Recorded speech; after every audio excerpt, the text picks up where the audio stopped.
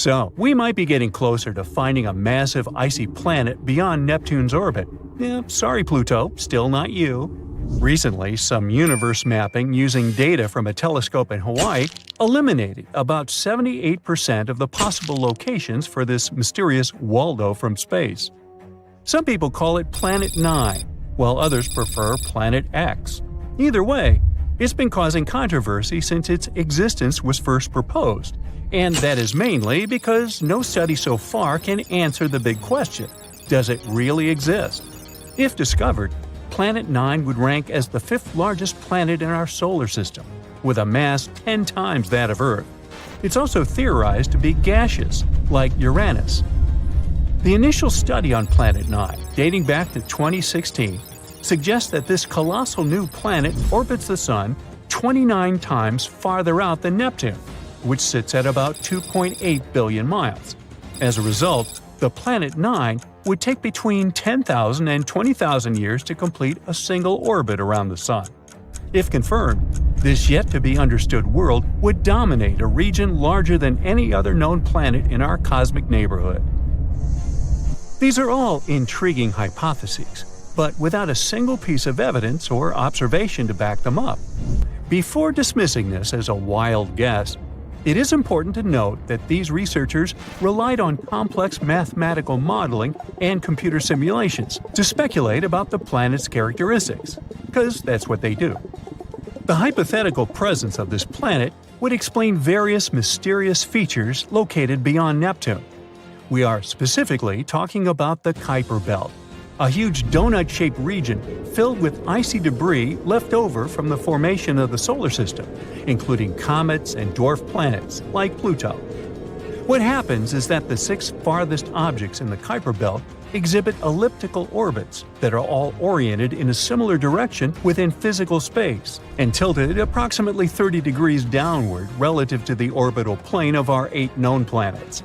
What's strange here is that, despite their distinct orbital velocities around the solar system, they maintain this alignment. The likelihood of such alignment occurring randomly is extremely low, around 0.007%. So, here comes Planet 9, a hypothetical massive celestial body that offers a plausible explanation for this strange phenomenon, potentially exerting gravitational influence to shape these orbits.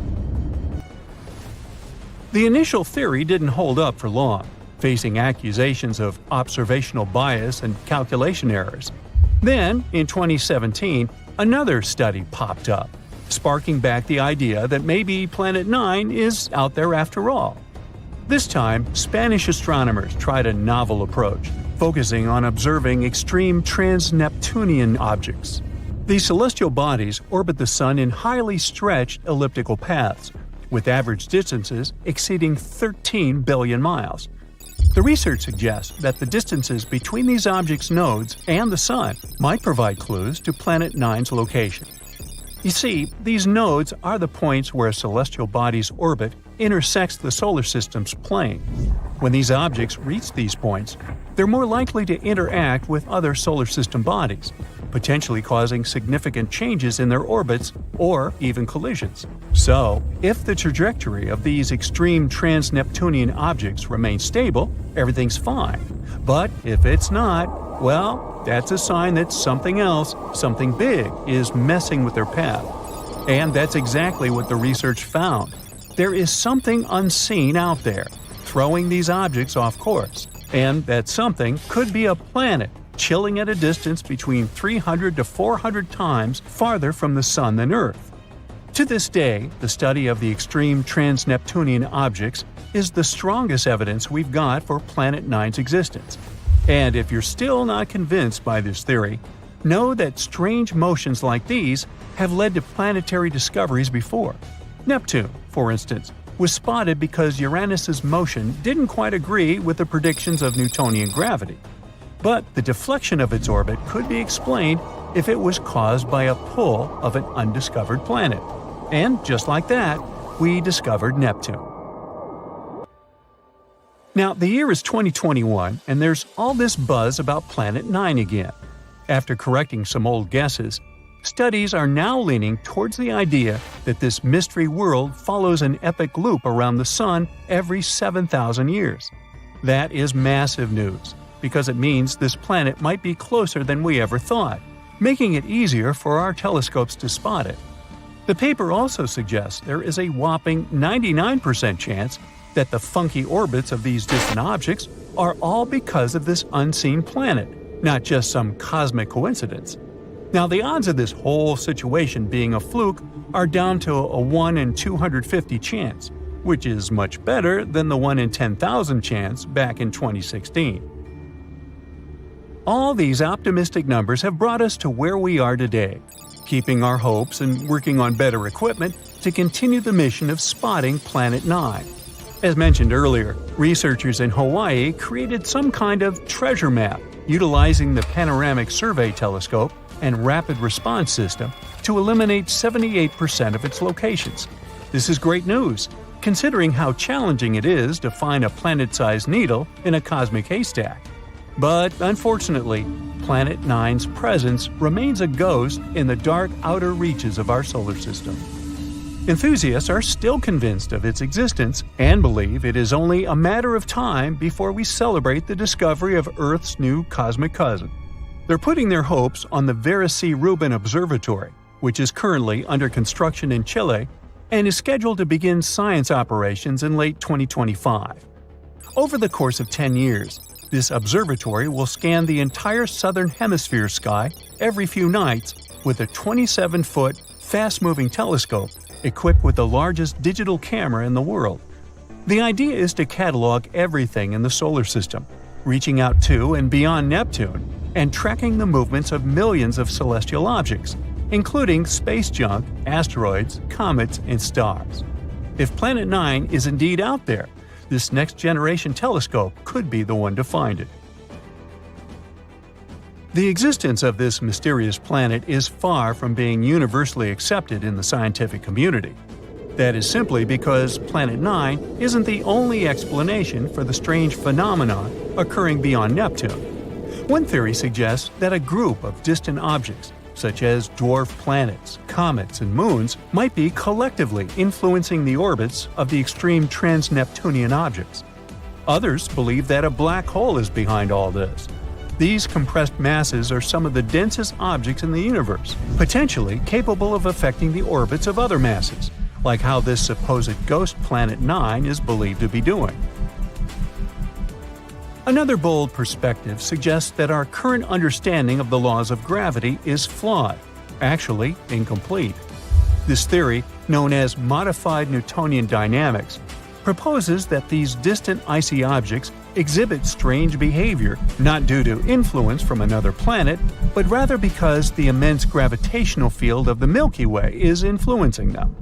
However, even supporters of this theory acknowledge that it is too early to draw firm conclusions, and much more extensive research is still required. While we continue our relentless hunt for Planet 9, some astronomers have taken it a step further, suggesting the existence of a hypothetical Planet 10. This world has a mass and size like that of Mars or Earth and is located on the edges of the Kuiper Belt. But the thing is, if this alleged Planet 10 is indeed as small as scientists believe, it might not have enough gravity to clear its orbit of debris. And that is pretty similar to what happens with Pluto, being one of the reasons why it got into trouble back in 2006. So yeah, it's better not to get too excited. This supposed Planet 10 might end up classified as another dwarf planet. For thousands of years, people knew only about the planets Mercury, Venus, Mars, Jupiter, and Saturn, which they could see using simple telescopes, or even by the naked eye if conditions were good. But in the late 18th century, a famous astronomer named Sir William Herschel discovered a new planet that was icy blue in color. At first, people thought it was a star, but later they realized it was a planet. Today, we know it as Uranus, a planet that's more than 19 times farther away from the Sun than Earth. It's so far away that it takes Uranus 84 years to complete one trip around the Sun. This astronomer also discovered many other interesting things in space, like double stars and nebulae. In the mid-1800s, scientists noticed something pulled Uranus and strangely tugged its orbit. They thought there must be another planet out there, and they used math to predict where it would be. Finally, in 1846, they found Neptune using a telescope. It was too faint to see with the naked eye because it was too far away from the sun. It was all so exciting. Who knows how many other planets could be there, lurking in the darkness of our solar system? Back in the mid-1800s, astronomers noticed something unusual was happening in the sky. A small rocky planet named Mercury was behaving strangely. It didn't follow the predictable orbit that was expected of it. One of the astronomers was a brilliant French scientist named Urbain Le Verrier. He came up with a theory that there could be another planet in our solar system no one had yet discovered. It would be located somewhere between Mercury and the Sun. This hypothetical planet, which he named Vulcan after the Roman god of fire, would have an incredibly hot surface, and it could be a potential explanation for Mercury's strange behavior. He never surely claimed Vulcan was really the one thing disturbing the orbit of Mercury. But, excited by the possibility of discovering a new planet, astronomers all over the world took the idea of Vulcan. For a planet that didn't exist, people committed to developing ideas and getting information about it. Some scientists didn't think it was likely that they had missed another planet as big as Mercury. It would have been hard not to see it by then. But there was a tiny chance of a smaller planet existing inside Mercury's orbit that was too close to the Sun, so no one could see it. One theory said it was about 13 million miles away from the Sun.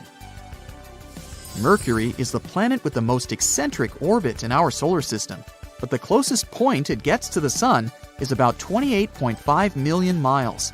This means Vulcan would be under half of that distance.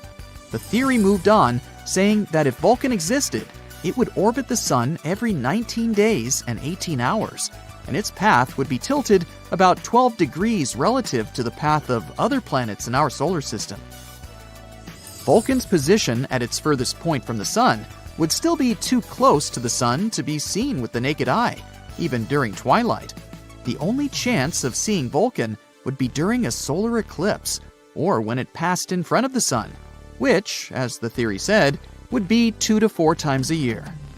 They had a theory that this mysterious planet was so close to the Sun that it could only be seen during a total solar eclipse when the moon blocked out the Sun's blinding glare. So, every time there was an eclipse, scientists would peer at the Sun, hoping to catch a glimpse of Vulcan.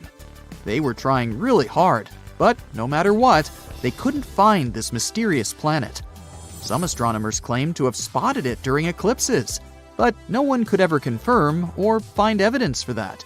The theory of Vulcan was left waiting for some better times. Einstein had a different idea.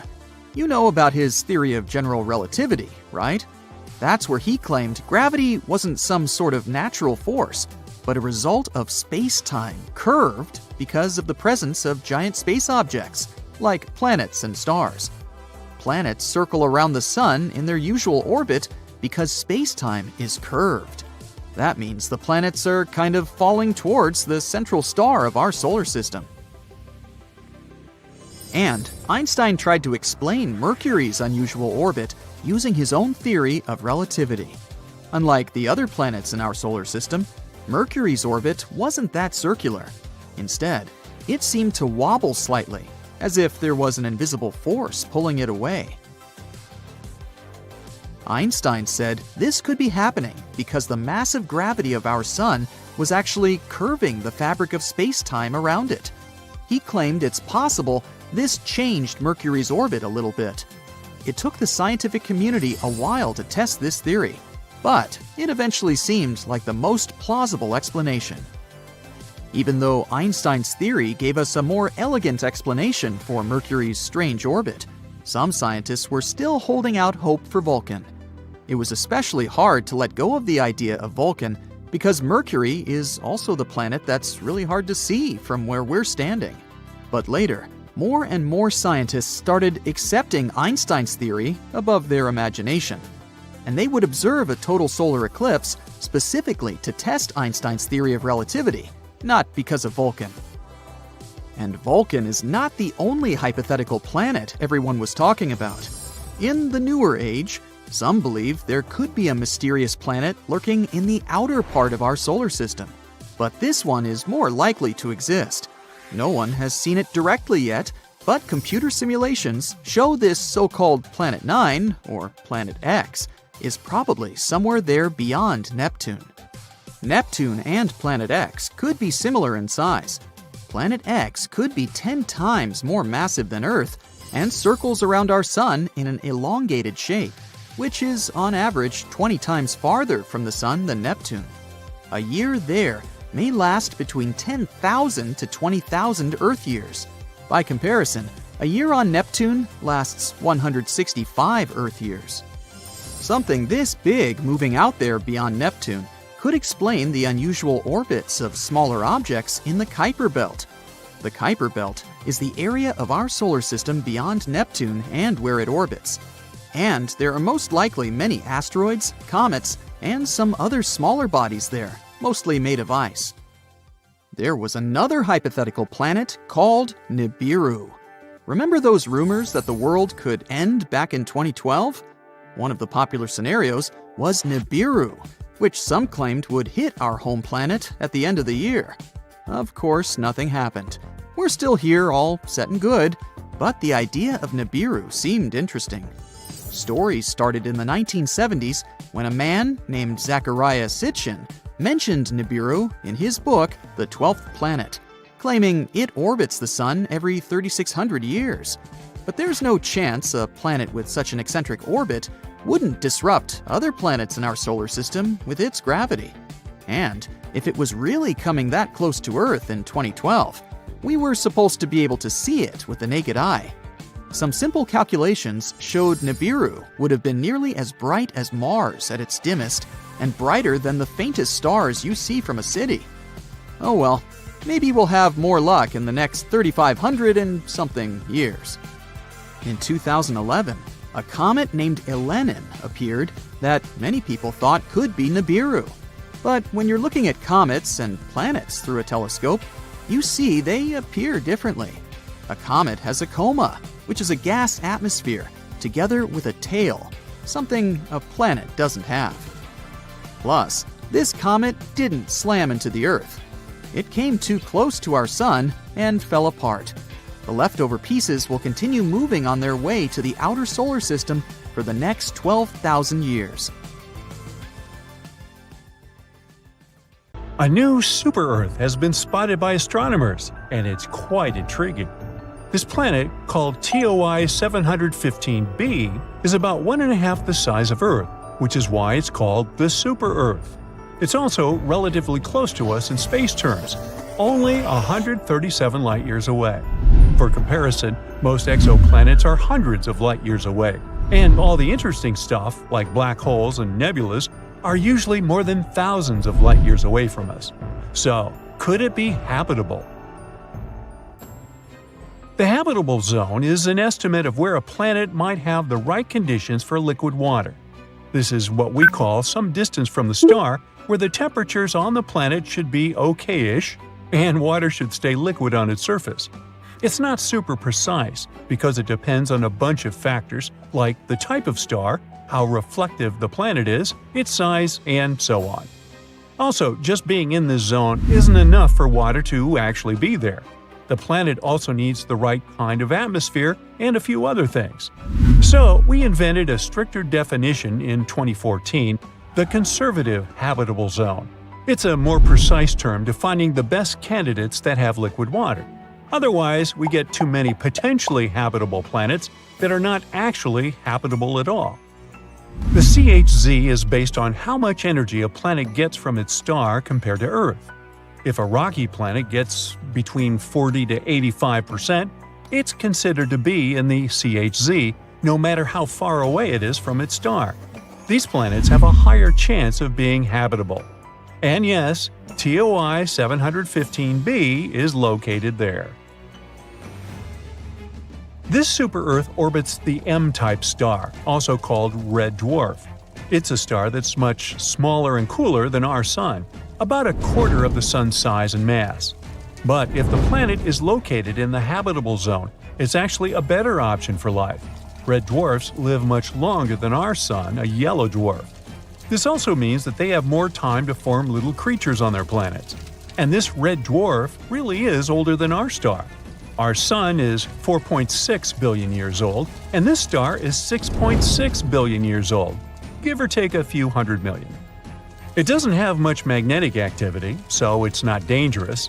It doesn't flare up like younger red dwarfs. These flares can be super strong and might even hurt planets by taking away their atmospheres. Although some planets around it do have thinner atmospheres, it seems like this red dwarf has already gone all out.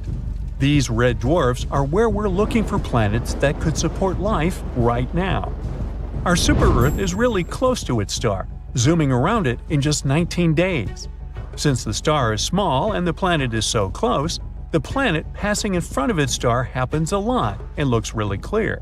This makes it easy for telescopes like the James Webb to study its atmosphere without needing too much time. Now, speaking of the James Webb Space Telescope, it's bringing us into a new era of understanding distant planets beyond our solar system. Imagine being able to see what gases make up the air on a planet millions of light years away. James Webb will help us to find worlds that could support life.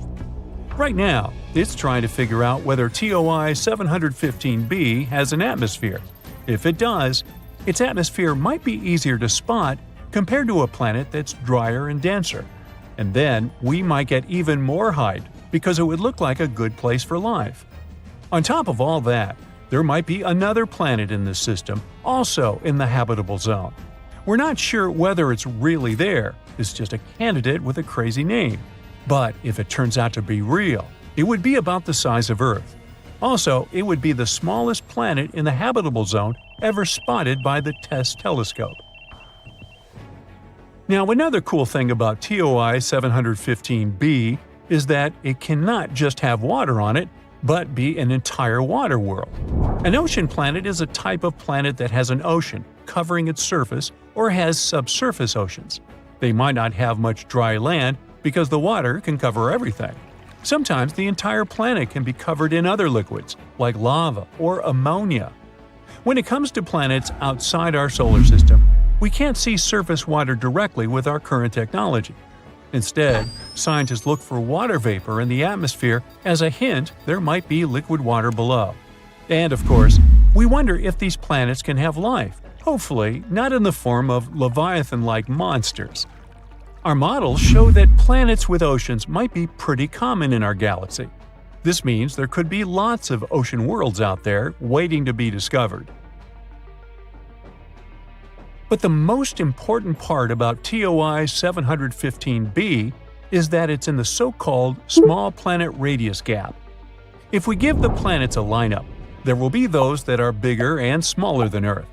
But there's a sudden gap in planets that are about from 1.5 to 2 times bigger than ours. Where are they? This gap is interesting to scientists because it tells us something about how planets form and change over time.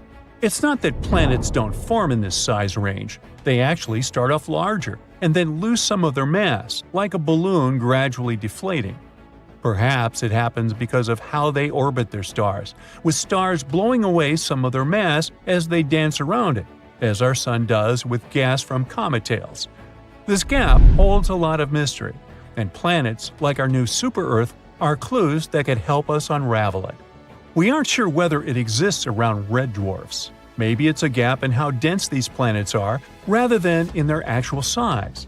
So studying our discovered planet is even more interesting. It'll help us learn more about distant stars and their planets. Now, I mentioned TESS a while back. NASA's TESS, Transiting Exoplanet Survey Satellite, has been in space for 6 years now and has been incredibly successful. NASA launched TESS because we already found over 5,000 planets orbiting other stars, mainly thanks to the Kepler telescope.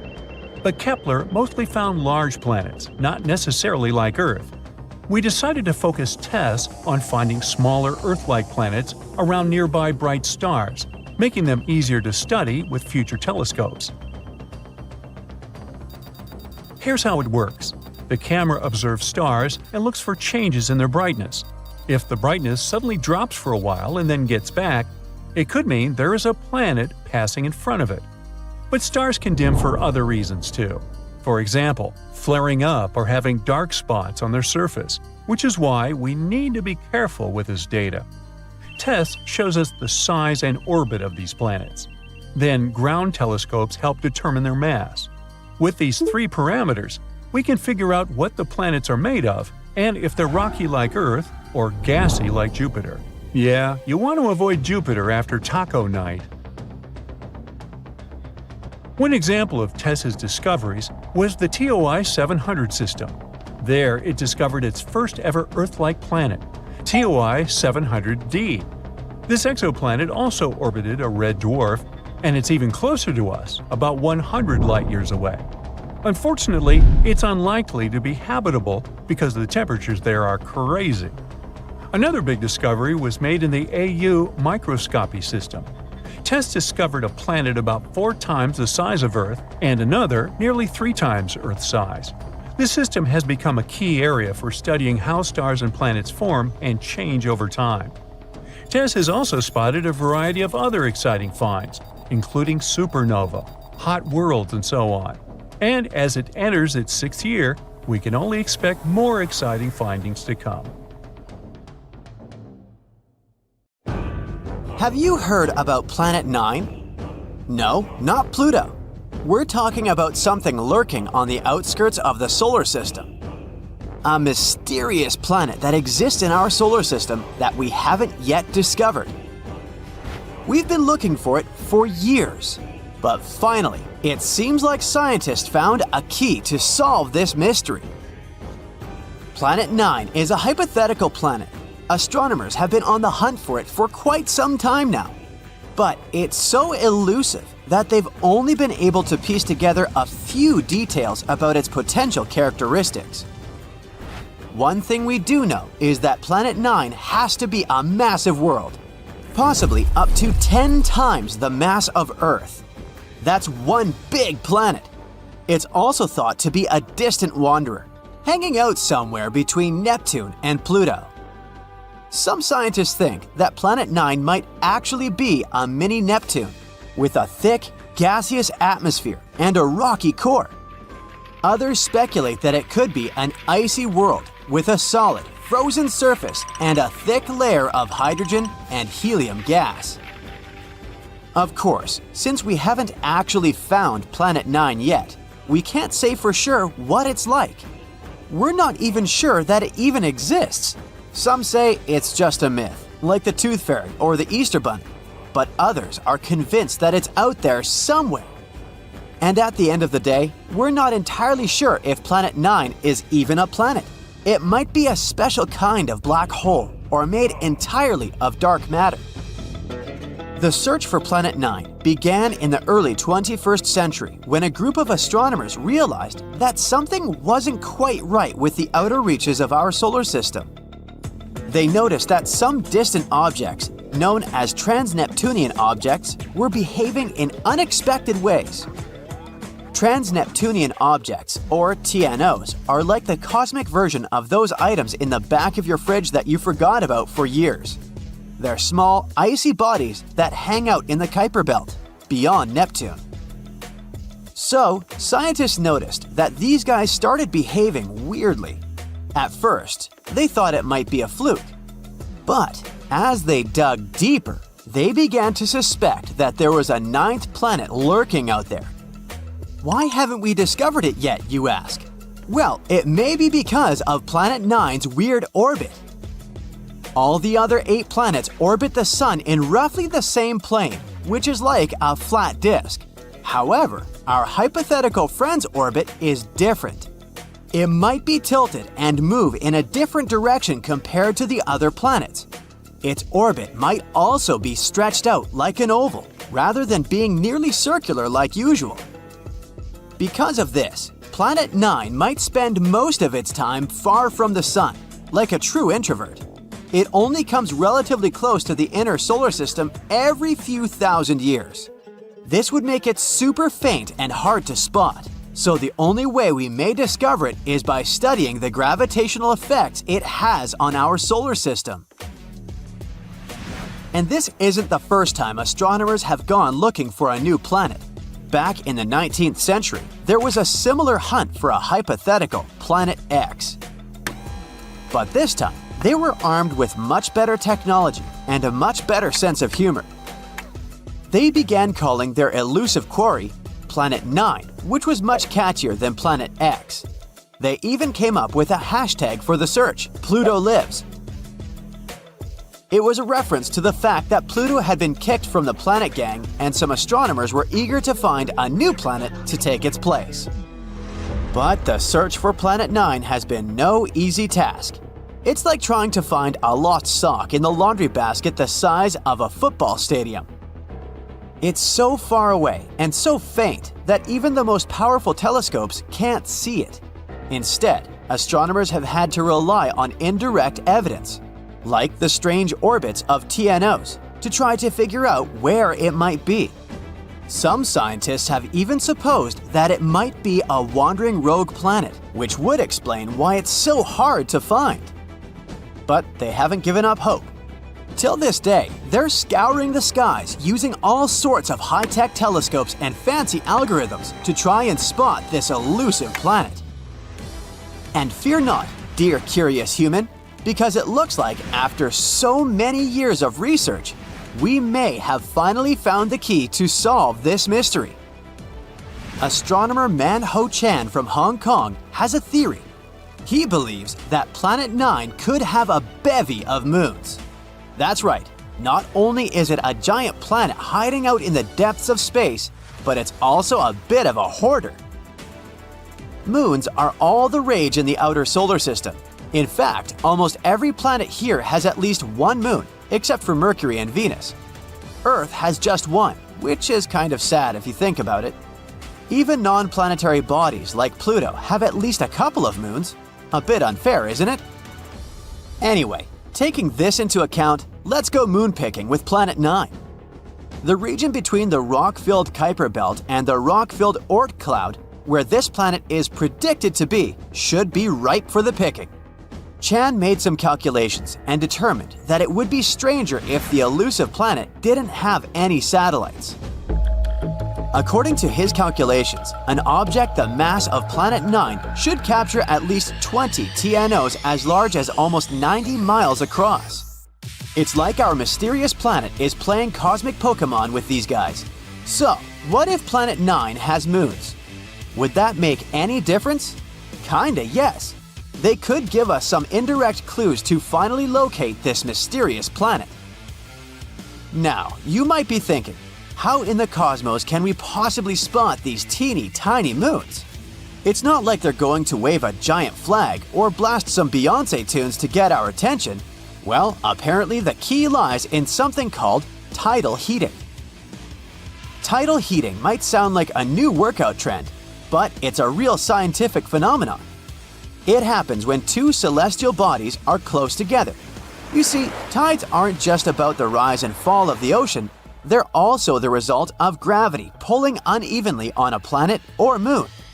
When a planet and a moon are close enough to each other, their gravity pulls on each other, creating a bit of a football shape.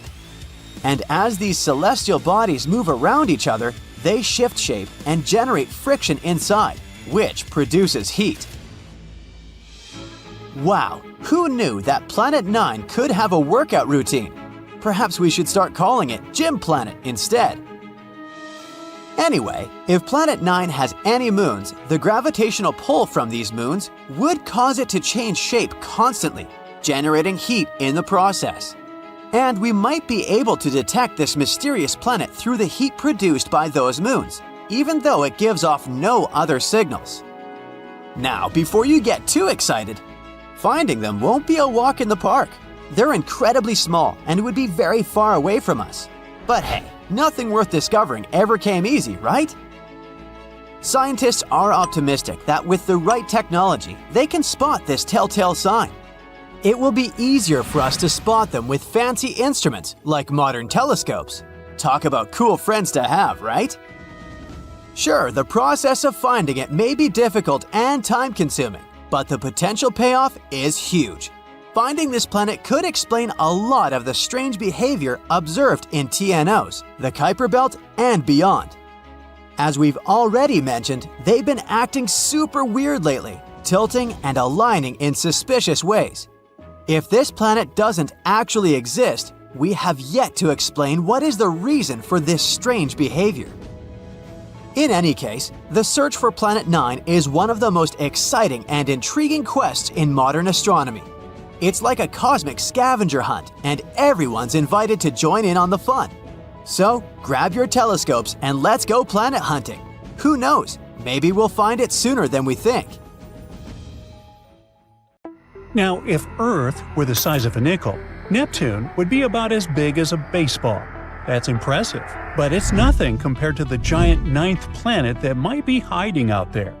Now, our Planet 9's discovery saga might have finally come to an end. Turns out, the problem wasn't where we were looking, but how. And researchers might have just made the biggest solar system discovery in decades. You see, the idea of finding a planet beyond Neptune has been around for years now. I know, back in school, you probably learned that the ninth planet was Pluto. But forget about Pluto. It's been demoted to a less fancy category since 2006. What I'm talking about is the Planet 9, a hypothetical giant planet that could be our cosmic neighbor. We've never actually seen it, but scientists are pretty sure it's out there somewhere, hiding in the outer solar system. To explain why they think that, we need a sheet of paper. Hey, here's one. We place a coin on it, and suddenly, it starts to move. Unless we're talking about some kind of superpower, there's no way this coin is moving on its own, right? So, you figure someone must be on the other side, holding a magnet and moving it around. You can't see the magnet, but it explains why the coin is moving. That's kind of what's happening with Planet 9. We can't see it, we can't prove it, yet, but its existence could explain the strange movements we see out there in space. For example, the planets in our solar system orbit on a flat plane that's tilted about 6 degrees relative to the Sun. But why 6 degrees? Well, no one really knows for sure. Some scientists think those orbits might be slightly tilted because of the pull of a ninth planet. Its existence could also explain the unusual paths of smaller objects in the distant Kuiper Belt, a region full of icy debris that stretches far beyond Neptune's orbit.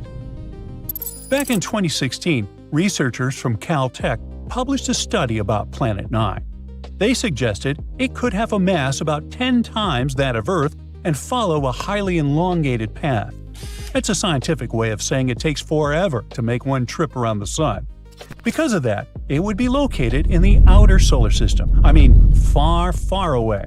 It would orbit the Sun about 20 to 30 times farther out than our most distant planet, Neptune. According to scientists, Planet 9 would take up to 20,000 Earth years to complete just one full orbit around the Sun. Since it's crazy far out there, it's almost impossible to see it. So, as cool as this hypothesis sounds, we've never found solid evidence that Planet 9 actually exists. But we might be pretty close. In May 2025, a team at National Tsinghua University might have made one of the most exciting solar system discoveries ever. Alright, so there's a hypothesis that Planet 9 hasn't been discovered yet because we haven't been using the right method. This new study raises an interesting question. What if Planet 9 actually looks brighter in infrared light than it does in visible light? Let me explain.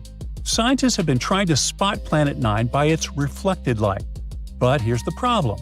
To spot it in visible wavelengths, sunlight would have to travel all the way out to Planet 9, bounce off its surface, and then travel all the way back to Earth. If a Neptune-sized planet were about 10 times farther away than Neptune, it would look about 10,000 times fainter. But a planet's own thermal radiation, its heat, only has to make a one-way trip. So in infrared light, Planet 9 would only be about 100 times fainter. That's why it makes more sense to look for it using space-based infrared telescopes. And that's the idea behind this new study. The team started digging through archives, searching for old infrared sky survey data, and they pulled it from two main sources. First, IRIS. a satellite launched in the 80s that scanned the sky for almost a year. Then, the Japanese satellite Akari, another infrared observatory that operated between 2006 and 2011. So basically, they compared objects that showed up in IRA's database and noticed which ones had moved by the time Akari took its observations.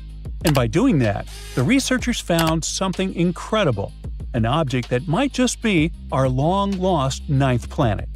Because if something moves, it could be a planet orbiting the Sun, right? And yeah, they did find some celestial objects showing tiny movements. But before jumping to conclusions, they had to rule out the parallax effect. And that's something really important when we're talking about solar system discoveries. To explain it, I need you to do something. Hold one finger in front of your face. Close one eye, and now switch. Your finger seems to move a tiny bit, right? That's because you're looking at it from a slightly different angle, from one eyeball to the other. The same thing happens when we look out into space from Earth. Since our planet orbits the Sun, our view of very distant objects shifts just a little. That effect is called parallax. My point is, because of this effect, Planet 9 would appear to move across the sky as Earth goes around the Sun. On any given day, it might seem to be in one spot, but 6 months later, when Earth is on the opposite side of the Sun, it would look like it shifted. 6 months after that, it would seem to move back again. Scientists had to account for parallax. Actually, they had to remove its effects. So the team looked at images of the sky taken on the same date every year. Because on that same date, Earth is always in the same spot in its orbit. That means if Planet 9 is real, it would show up in the same place in those images every year. No fake wiggle from parallax, just its real position. This careful search led them to a single object, a tiny dot in the infrared data. This strange little spot had moved slightly along its orbit around the Sun over the 23 years between Iris and Akari. Wait, could that be it? Did astronomers just confirm a hidden planet? Well, maybe. But don't get too excited. The data we have on its motion over that time is not enough to figure out its full orbit. So, for now, we still can't say for sure if this mysterious object is really Planet 9. It's definitely a strong candidate, though. Based on how bright the object appears, the team estimates it could be pretty massive, and that came as a big surprise. You see, previous NASA research ruled out any Jupiter-sized or Saturn-sized planets hiding out there, but a smaller world would have gone undetected. So the scientists were looking for something just a bit bigger than Earth. But it turns out this mysterious planet might be more massive than Neptune. Now that they've discovered Planet 9, supposedly at least, the plan is to keep tracking it and collecting new data. But don't think the road ahead will be easy. Because since the Akari satellite spotted it for the first time, that object didn't just sit still. It's been moving slowly through space ever since. So now scientists need to use regular telescopes on Earth to look for it again. And here's the tricky part. They're not exactly sure where it moved to, so they have to search a pretty big patch of the sky. And so far, no matching object has been found. Whether this really turns out to be the Planet 9 discovery or not, only time will tell. For now, its existence is still up for debate. But with powerful new technology on the way, like NASA's Nancy Grace Roman Space Telescope, astronomers are more determined than ever to uncover the truth. And if Planet 9 really is out there, hiding in the cold, dark edges of our solar system, it's running out of places to hide. So, planets with two suns, like Tatooine from Star Wars, used to sound like pure fantasy. For decades, scientists believed these systems were too unstable to exist. Two stars tugging at a planet should fling it into space or drop it into one of the suns. Except, it turns out that nature didn't get the memo. Astronomers have found a planet calmly orbiting two stars like it's no big deal. This planet lives closer to its two parent stars than any other directly imaged planet in a binary star system astronomers have ever seen. Now, direct imaging means they saw the planet's light, not just its shadow. The whole system sits about 446 light-years away, so the light we see from it today left before humans ever built modern cities. This space monster is roughly 6 times the mass of Jupiter. And even more surprising, the planet is only about 13 million years old. That sounds ancient until you zoom out a little. Earth is about 4.6 billion years old, which makes this planet basically a newborn in cosmic terms. The two suns of this monster orbit each other incredibly fast and complete a full loop in just 18 Earth days. That means their gravity constantly shifts, yanking space around them like a cosmic washing machine. Even so, the planet stays locked in its path, so it takes it 300 Earth years to finish a single orbit. So nobody fully understands how this planet formed in the first place. When two stars orbit each other this closely, their gravity usually tears apart planet-forming material before anything big can take shape. Scientists have only found a few dozen planets like this so far, and that's nowhere near enough to piece together the full story. To solve the mystery, they need more data. Now, another cool find that still needs more research is a planet so stretched by gravity that it looks like a lemon, not a sphere. This planet is nothing like the calm blue and green worlds we see in space movies. It orbits a pulsar, which is basically a star's corpse. When a massive star expires, it collapses into an ultra-dense object that spins insanely fast and blasts radiation like a cosmic lighthouse. Being near one of those means game over for anything solid. And yet, this planet hangs on, barely. The gravity stretches it, pulling harder on the side facing the pulsar than the far side, like cosmic taffy. And here's where it gets extra unsettling. When scientists analyzed this planet's atmosphere, they didn't find water or oxygen. They found helium and pure carbon. No clouds, no oceans, no chance of life. According to everything we know about planet formation, this world shouldn't exist at all. So it might not be a planet in the normal sense. It could be the exposed core of a star that got shredded, leaving behind something stuck between planet and stellar corpse. That's a pretty scary trend. The line between planets and stars keeps getting blurry. And speaking of scary, meet this guy. This system lives around two red dwarf stars. These two stars orbit each other at a distance similar to how far Jupiter sits from the Sun. Scientists found two Earth-sized planets and a third possible one squeezed right up next to the stars. One planet completes a full year in just over 2 days. Another takes about 3.5 days. The candidate planet orbits even faster. To put that in perspective, these planets sit less than 2 million miles from their star. The Moon sits about 250,000 miles from Earth. So yeah, these worlds are close. When they combined data from space and ground-based telescopes, astronomers realized they were staring at something totally new: planets that transit or pass in front of both stars. Most planets in double-star systems orbit only one star, and this setup shouldn't last long according to the rules of physics. But these planets exist anyway, calmly breaking the rules. So this guy proves that planet formation works in ways we still don't fully understand, and space clearly enjoys messing with our expectations. Now, let's crank up the horror a notch. Astronomers made the first ever 3D map of a planet outside our solar system. And not just any planet. This one is so hot it literally tears water molecules apart. As the planet moved behind its star, the James Webb watched tiny changes in the star's light at different colors or wavelengths. Some colors get absorbed by water vapor, others don't.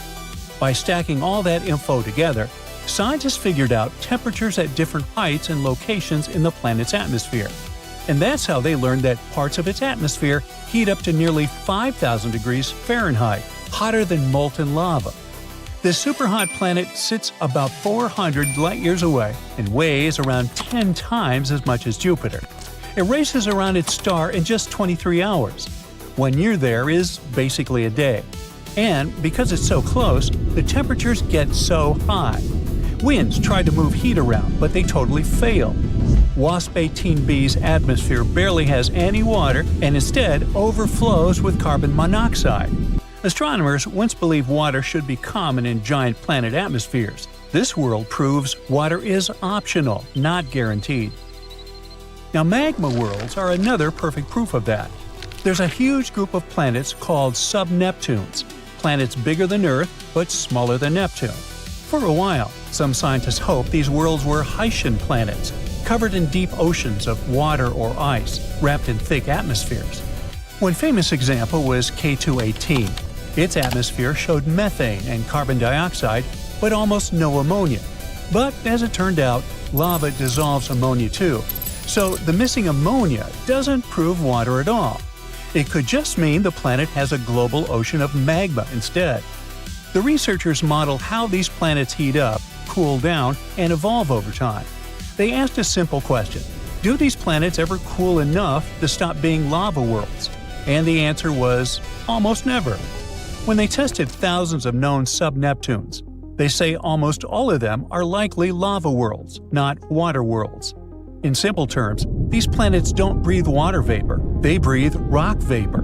Their atmospheres come from magma boiling, not oceans evaporating. And that changes everything. Many worlds we once labeled maybe habitable turn into hellscapes the moment you run the numbers honestly. And that means space isn't hiding Earth clones, but mass-producing furnaces and other sorts of monsters. Take this bad boy, for instance. It sits only about 64 light-years away, which is uncomfortably close in cosmic terms, and it's the nearest hot Jupiter to Earth.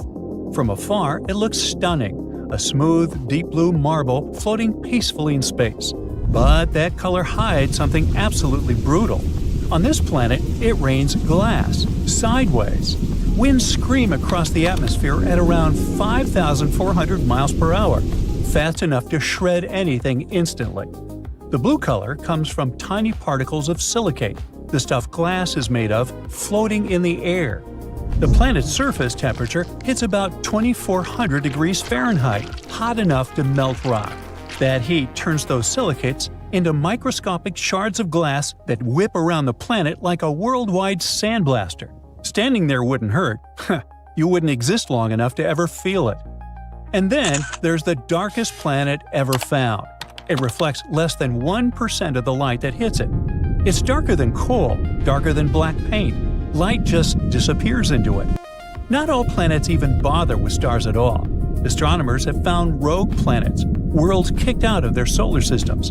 These lonely planets drift through space in total darkness, frozen and untethered, with no sunrise ever again. Now, all of this shows us that our universe isn't designed for life. Life survives despite the universe, not because of it. Earth isn't typical, it's lucky. We're only at the beginning of this discovery era. Every year, new telescopes sharpen the picture, and every year, the picture gets stranger. The more clearly we see the universe, the less it resembles our imagination. And that's the most unsettling truth of all.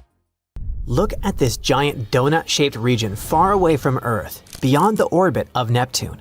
We're talking about a distance of more than 2.5 billion miles. It's the Kuiper Belt, and something eerie and bizarre is happening there. Dwarf planets and other small objects dwelling there refuse to cluster together.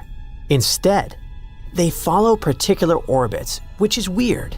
The reason might be a large, mysterious planet hiding beyond Pluto. Its gravity might be messing up the orbits of those Kuiper space bodies. Hear me out. Our solar system is made up of the Sun and everything that goes around it because of the star's strong gravity. This includes the 8 main planets: Mercury, Venus, Earth, Mars, Jupiter, Saturn, Uranus, and Neptune. There are also smaller things like moons, asteroids, and Pluto. For a long time, people thought Pluto was the 9th planet, but when it was reclassified as a dwarf planet, scientists started looking for a new Planet X. Did they have a thing about odd numbers or what?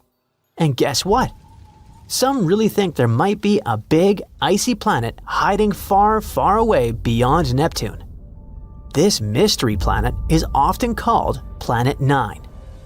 Now, Planet 9 hasn't been seen yet, but scientists think it might be out there because of some tiny, faraway space rocks called etnos that move following bizarre, confusing paths. These paths seem to be grouped together and tilted in a way that doesn't happen by chance. This could mean there's a hidden planet pulling them into place with its gravity.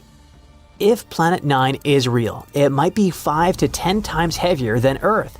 it would also be super far away, hundreds of times farther from the Sun than Earth is.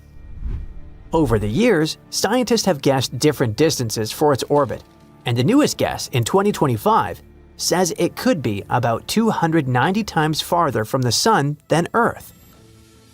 There are some cool ideas about where Planet 9 came from. It might have started as a big planet that Jupiter once kicked out of the inner solar system, or it might have come from another star or even wandered around space on its own before getting caught by the Sun's gravity. Even though scientists have looked really hard using powerful telescopes, no one has actually seen Planet 9 yet, and so far, its existence is still just a theory. But recently, a group of researchers tried something clever. They used data from two special space surveys called ERAS and ACARI. These two looked at the sky in invisible light, far infrared, about 23 years apart, which is helpful because Planet 9 is supposed to move very slowly.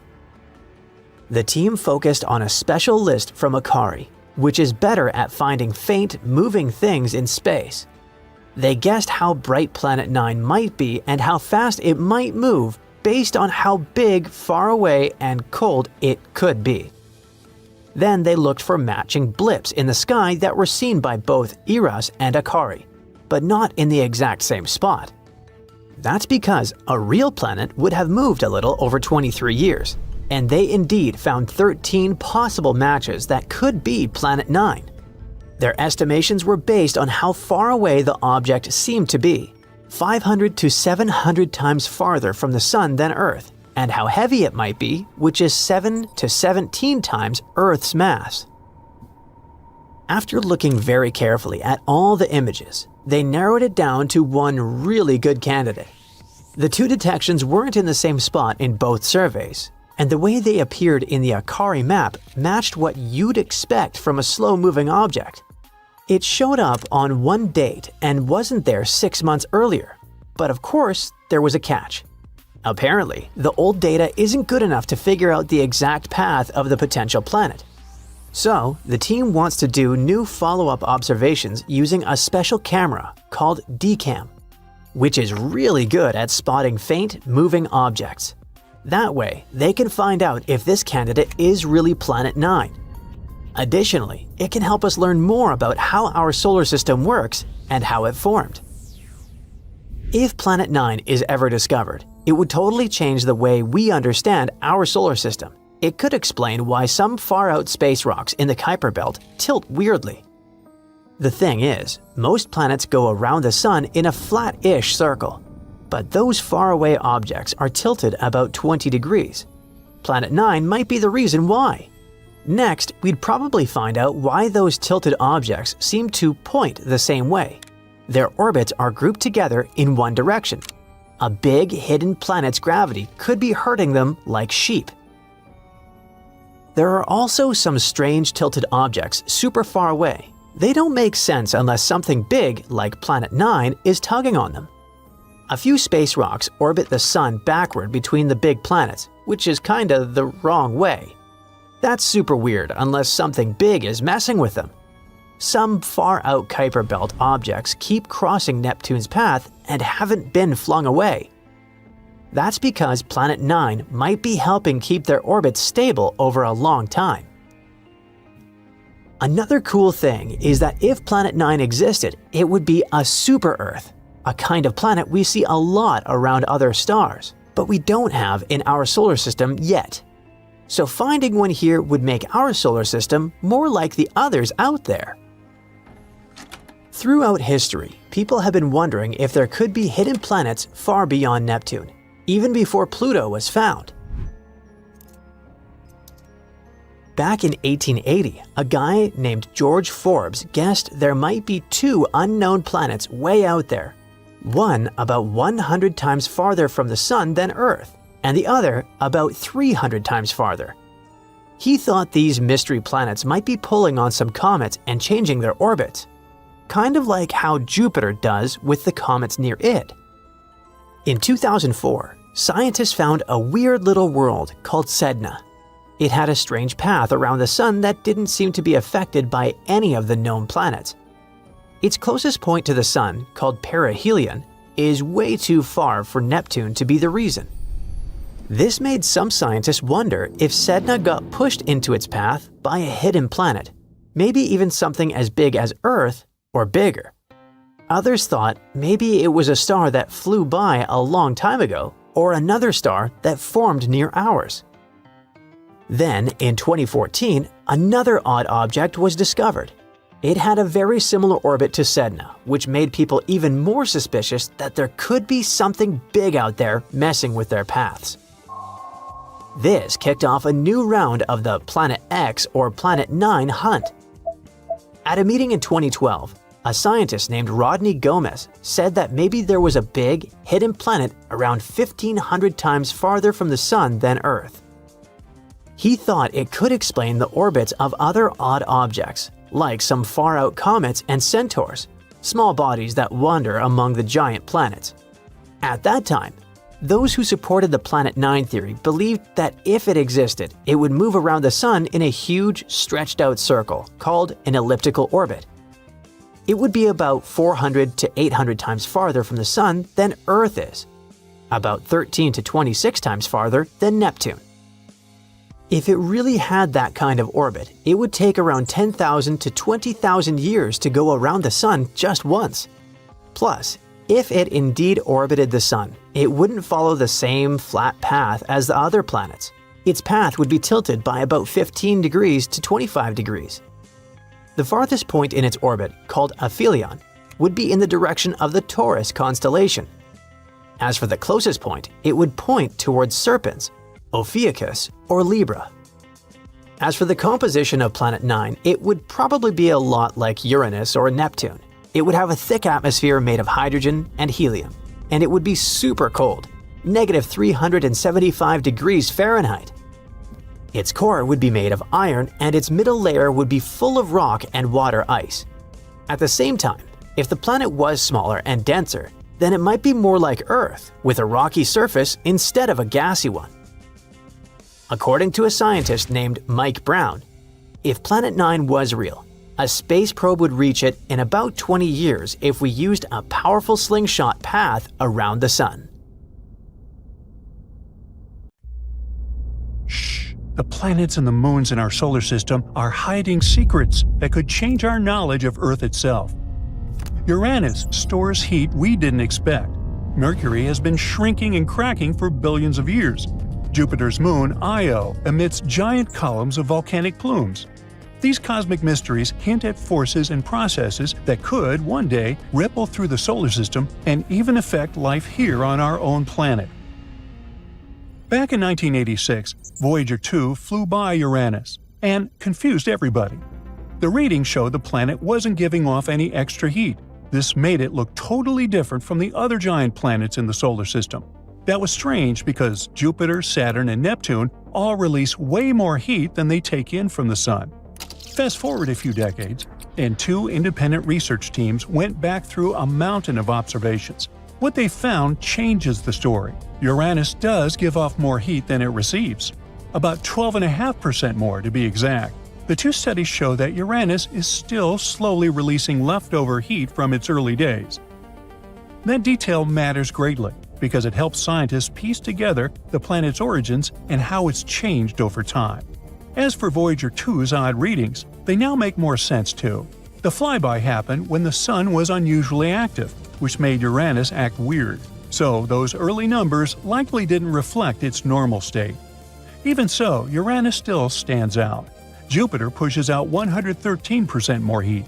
Saturn gives off 139% more, and Neptune tops them all at 162%. And since Neptune is farther away from the Sun, distance isn't the reason Uranus is cooler. Something unique is happening deep inside. Maybe the planet's structure is different, or maybe its past somehow shaped it in another way. Another weird space body in our solar system is Jupiter's moon Io. Oh, by the way, did you know that Io has a brother moon named EIE? So, through a telescope looking at Jupiter, you can sometimes see them. EIE, Io. Right next to Old MacDonald. Hey, I thought it was funny. Anyway, back in 1979, Voyager 1 zipped past Io and saw something jaw-dropping. Giant volcanic plumes were blasting straight into space. It was the first time humans had ever seen active volcanism beyond Earth. Io looked wild, and ever since then, scientists have been trying to figure out what makes this little moon so ridiculously volcanic. For decades, one leading idea was that Io hid a global magma ocean just under its crust. That would explain why volcanoes are scattered pretty evenly all over the surface, as if they're feeding off the same underground reservoir of molten rock. NASA's Galileo spacecraft even seemed to back this up in the 1990s and early 2000s. Its magnetometer picked up a weird magnetic signal that looked like it came from a huge electrically conductive layer, basically liquid rock. By 2011, the consensus was that Io was sitting on a magma ocean several dozen miles thick.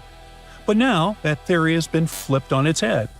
NASA's Juno spacecraft has been looping around Jupiter since 2016, and in late 2023 and early 2024, it made a couple of super close flybys of Io. The main goal was to figure out what was going on inside. Juno carries a super precise radio transponder that scientists use like a stethoscope. Io's gravity field tugs on the spacecraft ever so slightly, changing the radio signal. By mapping those tiny shifts, the team can see how mass is distributed inside Io. The verdict is there's no shallow magma ocean sloshing under the crust. Otherwise, Juno would have picked up way more distortion in Io's gravity field as Jupiter's tidal pull flexed the moon. But the data showed nothing of the sort. This leaves planetary scientists with a big puzzle. If there's no magma ocean, what's powering the most volcanically active body in the solar system? Io's volcanism is likely driven by tidal heating, because Io's orbit is a little stretched out by the gravitational tugs of neighboring moons. Jupiter constantly squeezes and releases this little world. The crust can rise and fall by as much as 330 feet, and all that flexing creates frictional heat inside the moon. Tidal heating does make magma, but if it's not pulling into a giant ocean, maybe it's stored in smaller scattered reservoirs within the crust. On Earth, different magma chambers feed different styles of volcanoes, but since Io doesn't have plate tectonics, it probably doesn't have the same variety. The new results don't totally rule out a deep magma ocean buried way below the crust. But if that exists, it would be so dense and iron-rich that it wouldn't rise easily to the surface. At that point, it's hard to tell whether we'd even call it a magma ocean or just a molten core. Now, at the same time, Jupiter's moon Europa, for example, is also tidally heated. But in its case, the heat likely sustains a salty liquid water ocean beneath an icy shell. Saturn's moon Enceladus is another great case. The Cassini spacecraft not only found signs of a hidden ocean, but even flew through plumes of water erupting from its south pole. So why does tidal heating make water oceans on some moons, but not magma oceans on Io? The thing is, magma is lighter than solid rock, so it wants to rise and erupt quickly instead of sticking around in one giant pool. Water, on the other hand, is heavier than ice, so it sinks and collects into a stable ocean beneath the crust. That's why magma oceans are so hard to sustain, while water oceans are relatively easy. In any case, even though tidal heating may not be great at making magma oceans, it's excellent at making water oceans. And since water is the key ingredient for life, moons across the solar system, Europa, Enceladus, and maybe others too, could be hiding habitable environments beneath their icy crusts. Io might be a volcanic inferno, but it's helping scientists figure out where else we might actually find life in our solar system. Now, let's move closer to Earth and explore Mercury. Believe it or not, this planet and our favorite pastries have something in common. They both shrink as they cool. Mercury formed about 4.5 billion years ago, and ever since then, it's been slowly losing heat. As the planet cools, its rocky shell contracts, just like a cheesecake or cookie that cracks when it comes out of the oven. Mercury develops fractures in its crust. These show up as thrust faults, giant cracks that push up sections of the planet's surface to make room for its shrinking interior. By looking at how those faults have lifted up Mercury's terrain, Scientists can figure out how much the planet has shrunk over time. But earlier estimates were all over the place, ranging anywhere from less than a mile to more than 4 miles of lost radius. That's a pretty big range. So figuring out a more precise number has been a long-standing puzzle. To tackle the problem, researchers tried a new way of measuring Mercury's shrinkage. The old method used the length and height of uplifted landforms, but the results shifted depending on how many faults you counted in the dataset. More faults, one answer. Fewer faults, a different answer. That inconsistency made things messy. The new method avoids that issue. Instead of relying on every single fault, it focuses on the biggest one in the set. It's like finding the biggest crack in a cookie and using it as a baseline to estimate how much the whole thing cooled and contracted. Now, to test this, the researchers ran their method on 3 separate datasets. One had 5,900 faults, another had 650 faults, and the last one had just 100. And no matter which dataset they used, the results stayed consistent. Mercury has likely shrunk by about 1.2 to 2.1 miles due to faulting alone. But the planet didn't just get smaller because of its cracks. Scientists added shrinkage from other cooling processes to their fault-based results and found that the planet has gotten up to 3.5 miles smaller since it first formed. These new numbers don't just show how much Mercury shrank, they also give clues about its thermal history. They tell us how fast it cooled, how its interior changed over time, and how its crust reacted to that cooling. And this method isn't just for Mercury either. Researchers think it could also be used to study tectonics on other planets, like Mars, which has faults on its surface too. Some time ago, the James Webb Space Telescope spotted a super bizarre space object flying through our galaxy. First of all, it's not orbiting any star. It's a rogue object, just drifting through space on its own. Even better, this wandering thing apparently has a cake-like atmosphere, and examining it can be crucial in our future exoplanet research. Plus, it can help us understand how gas giants evolve over time, and what might happen to Jupiter in the future. You may object that Earth has a layered atmosphere too, with 5 major and several secondary layers. But on Earth, the air is mostly nitrogen and oxygen. As for other planets, they're different. Take Venus, for example, where the atmosphere is super thick and filled with sulfuric acid. There are exoplanets with water vapor clouds, or ones where the clouds are literally made of hot sand. But what about our rogue object? By the way, I have no clue why it got this reputation, but for some reason, scientists chose to call it SIMP. Ouch. Anyway, it seems to have its own unique combo, with cloud patches and weird chemical reactions happening high up. It is covered in clouds made of iron and magnesium, and its atmosphere has carbon-based chemicals floating around. Scientists have spotted auroras on it. Yep, like the northern lights we have on Earth, but way out in deep space. It's the very first time researchers have been able to do a sort of weather report on a rogue object like this. The next weirdness? The object doesn't really fit into any box. It's not a regular planet, because it doesn't orbit a star. But it's also smaller than a brown dwarf, which is something like a failed star. So it's something in between. Not quite a planet, not quite a star. And while it's not dangerous in the we're all doomed kind of way, scientists say rogue objects like this could actually mess things up pretty seriously if they wandered too close to a solar system. Their gravity might throw off the orbits of planets, which could lead to instability, or even space collisions. So yeah, while our rogue friend is not a threat right now, it might become one in the future. Now, this rogue object has some crazy stuff going on. First off, its day is only 2.4 hours long. Like, imagine the sun rising and setting in that time. That's real fast. It's also hanging out about 20 light-years away in the Carina Nebula, which isn't super far in space terms. Another thing that makes this guy special is the fact that it's the brightest free-floating object of its kind that we can see from the northern hemisphere. And since it's just drifting in space without a nearby star messing with our view, it's been directly photographed by telescopes, like NASA's Spitzer. That's actually super rare for stuff this faint and far. When scientists checked it out in infrared, aka heat vision, they noticed that the atmosphere of this rogue object was acting weird, like it kept changing, sometimes more heat, sometimes less. Something funky was going on, but what exactly? So, in July 2023, one team of scientists used the James Webb Space Telescope to dig deeper.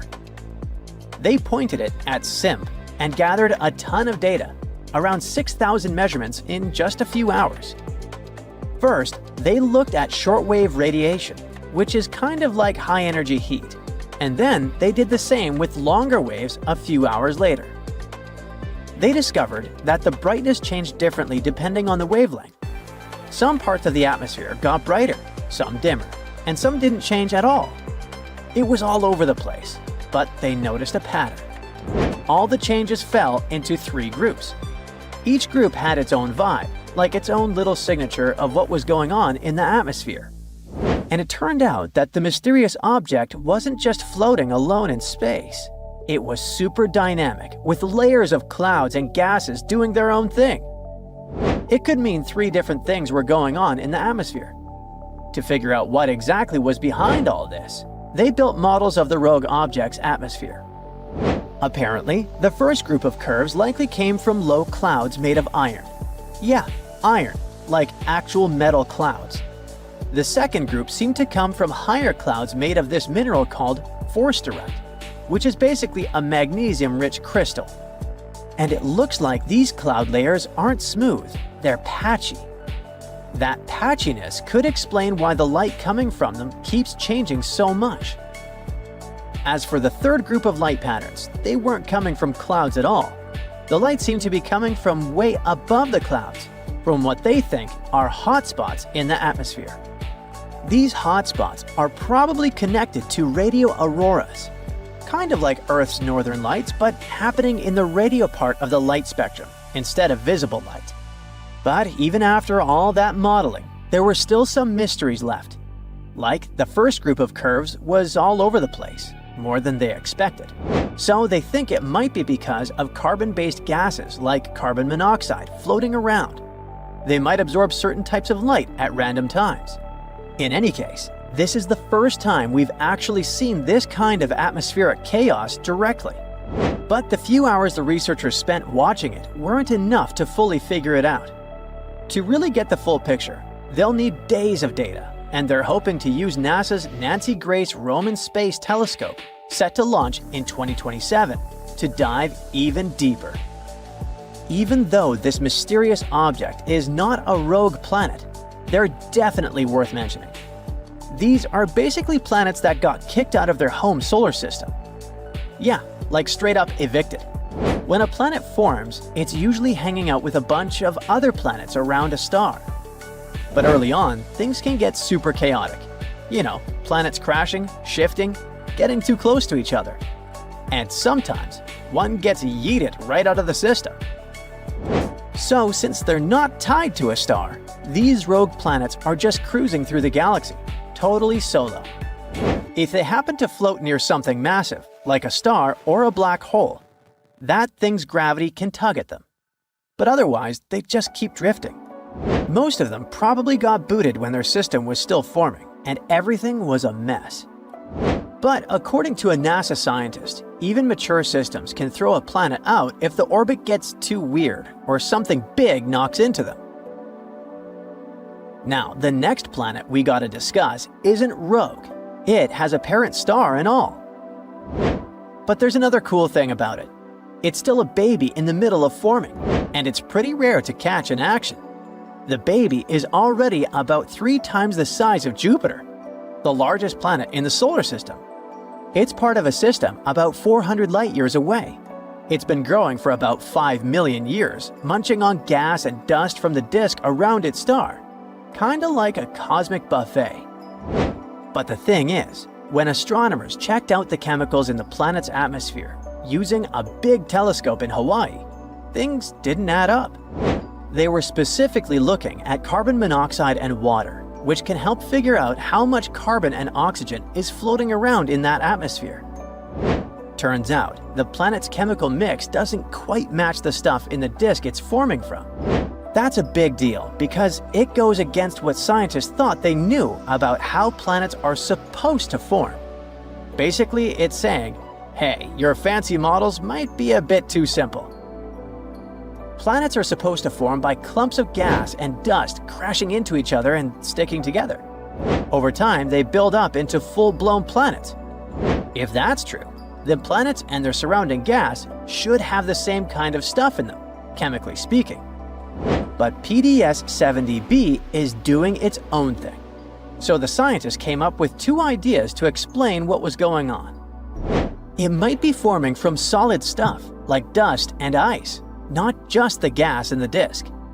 That solid material has carbon and oxygen trapped inside. So, by the time it melts and goes into the planet, it's already changed the chemistry. Or the gas in the disk got more carbon after the planet already formed. Luckily, there's another planet in the same system, PDS-70c. And scientists are hoping that by checking it out too, they'll be able to figure out the truth. We've discovered Kepler-22b, a small exoplanet in the Cygnus constellation. Seems like nothing important, right? But it's actually a big deal.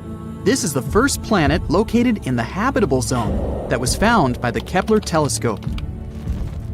In other words, there may be water on this planet, and if there's water, there may be life. Kepler-22b can become our new potential home. So let's take a closer look at it. Actually, discovering new planets is not easy at all. Not all of them can be seen through our super cool telescopes, even the almighty Hubble. Sometimes, the stars are so small and dim that it's really hard to find them on a map. The same thing happened with Kepler-22. In such cases, scientists have to use a special method. First, they take a bunch of photos of the star in different periods of time. Then, they look at them and think, are there any dark dots on this star somewhere? And if they find one, that might be a planet. These photos actually help us to discover some very important stuff. Like, first of all, this planet exists. Secondly, here is its size, radius, and proximity to the star. And finally, will we be able to live there? Now we know that Kepler-22b is very similar to our planet and could potentially become a second Earth. It's also very close to us, only 635 light-years away. Yeah, it's about 3 quadrillion miles, but this is one of the closest options. Kepler-22, the star of Kepler-22b, is a yellow dwarf. It's very, very similar to our Sun. The same size, the same radius, even the age is almost the same, 4 billion years. The difference is only in luminosity. It's about 20% dimmer than the Sun. So, no matter how much you strain your eyes, you won't see this star in the night sky. The planet Kepler-22b is about 2.4 times larger than our Earth, and that's pretty good. More radius means more potential water and space to live. Although going from one city to another would take a while. It's scary to even imagine a 3-day-long plane flight. We don't know the exact mass of this planet, but scientists think it's bigger than Earth's. Actually, the mass of Kepler-22b can be up to 36 times greater than that of our planet. What does it mean? Vigorous gravity. If the planet is 36 times heavier than Earth, then gravity there will be about 6 times stronger. Can you barely lift 20 pounds of potatoes? Try 120. Not to mention that you yourself can become much heavier on that planet. You'll have to get incredibly pumped up just to walk there. You have to literally turn yourself into a bodybuilder just to get to work. The worst thing is that with such gravity, it'd be incredibly difficult for plants to survive there. They'd need at least a little freedom to rise up from the ground. And animals. Our dogs and cats would have to turn into little balls of muscle to survive there. But if this planet has its own animals or other inhabitants, we can roughly imagine what they may look like. They probably have a lot of legs to make moving easier. They aren't really tall, but they're very massive and extremely strong. Muscular giant spiders? Could be worse, I guess. The good news is that this is all unconfirmed information. If we're very lucky, and gravity there turns out to be just a bit stronger than Earth's, then, of course, it'll be much easier to live there. The next thing we know about Kepler-22b is that it's about 15% closer to its star than we are to the Sun. If Kepler-22b existed in our solar system, it would be located somewhere between Earth and Venus. Does that mean we're all going to burn? No, silly. As I mentioned before, the star Kepler-22 is pretty cold, just some 10,000 degrees Fahrenheit. And that's why we can assume that the temperatures on Kepler-22b will be about the same as we have on Earth. If the planet orbits its star the same way Earth orbits the Sun, which we don't actually know, Kepler-22b can rotate around its star on its side, like, for example, Uranus. What? Didn't you know Uranus is actually lying on its side? Also, look at its rings. Yes, Uranus also has rings, like Saturn, but they're vertical. The universe is truly a mysterious place. So, if Kepler-22b is really something like that, then the weather on the planet will be, to put it mildly, not very good. Incredibly cold winters will be regularly followed by hot summers. And, just like with tidally locked planets, we'd be able to live more or less comfortably only on the narrow piece of land between these two crazy sides. Let's hope that this is not the case and the planet rotates normally. But it's not all that bad. Studies show that there may be an ocean on Kepler-22b. You already know that water means life, but in this case, it's also a big plus because a planet covered by an ocean always has more stable temperatures. The water absorbs some of the heat and distributes it evenly across the planet. The hot parts cool down, and the icy ones warm up. By the way, that's exactly what happened to Earth billions of years ago. When our planet started getting its first little puddles, our beloved moon helped these puddles to spread all over the planet. Thanks to this, a burning horror that used to be our Earth turned into a cute little ball full of life. So, if Kepler-22b has water but no atmosphere, scientists think that the average temperature there could be around 12 degrees Fahrenheit. But if there's also an Earth-like atmosphere, then the temperature can reach 72 degrees Fahrenheit. That would be nice. And finally, 1 year there is equal to 290 Earth days, about 9 months. The planet has no natural satellites, so unfortunately, we'd have to say goodbye to a beautiful view of the moon. On the bright side, we'd probably be able to see the sun as a distant little star. We could admire it in the night sky, remembering our home, while not hiding from giant spiders. And this is all that we know at the moment. Unfortunately, it's quite difficult to explore such planets, so there's a lot of very important data that we don't know. For example, what kind of planet is this anyway? Yep, we're missing the most important information about Kepler-22b. We don't know if it's a rocky planet or not. And if not, then all the previously mentioned information means nothing. It may turn out to be a gas planet, or a planet covered with gas but with a solid core, like Neptune, or a water world covered with a giant ocean. In this case, it better be a water planet. Then at least we could build some kind of underwater city there. We could filter the water and eat fish, until we evolve into an amphibious species. Does it even count as evolution if we go back to our roots? Scientists, however, think that Kepler-22b may turn out to be a Neptune-like planet. Some astronomers have even assigned the planet to a category of mini-Neptunes. Yes, this is a real planetary category. But this hasn't been proven yet. But even if, fortunately for us, Kepler-22b turns out to be a rocky planet, we still don't know what the atmosphere is like there. Does it exist at all? What if it turns out to be something like the atmosphere of Venus, which is more toxic than your ex? Then we'd have to dig deep underground to somehow survive on this planet. And then we'd have to come up with a heat source, because it's pretty cold underground. Yeah, let's hope this won't be the case. There are many possibilities with Kepler-22b. So far, we don't have a clear answer. But let's hope that scientists will find it before we load the first people into shuttles and send them to conquer Kepler-22b. That would be awkward if it turns out to be a gas planet, or something like that. So, Mars has several faces. No, really. Back in 1976, when the Viking 1 orbiter was checking out the red planet, it spotted something interesting, a big structure that looked like a human face. It was in the region called Cydonia. It soon became very popular. A bit later, we also discovered the so-called crown face in Libya Montes. Mars in general has a lot of strange structures on it.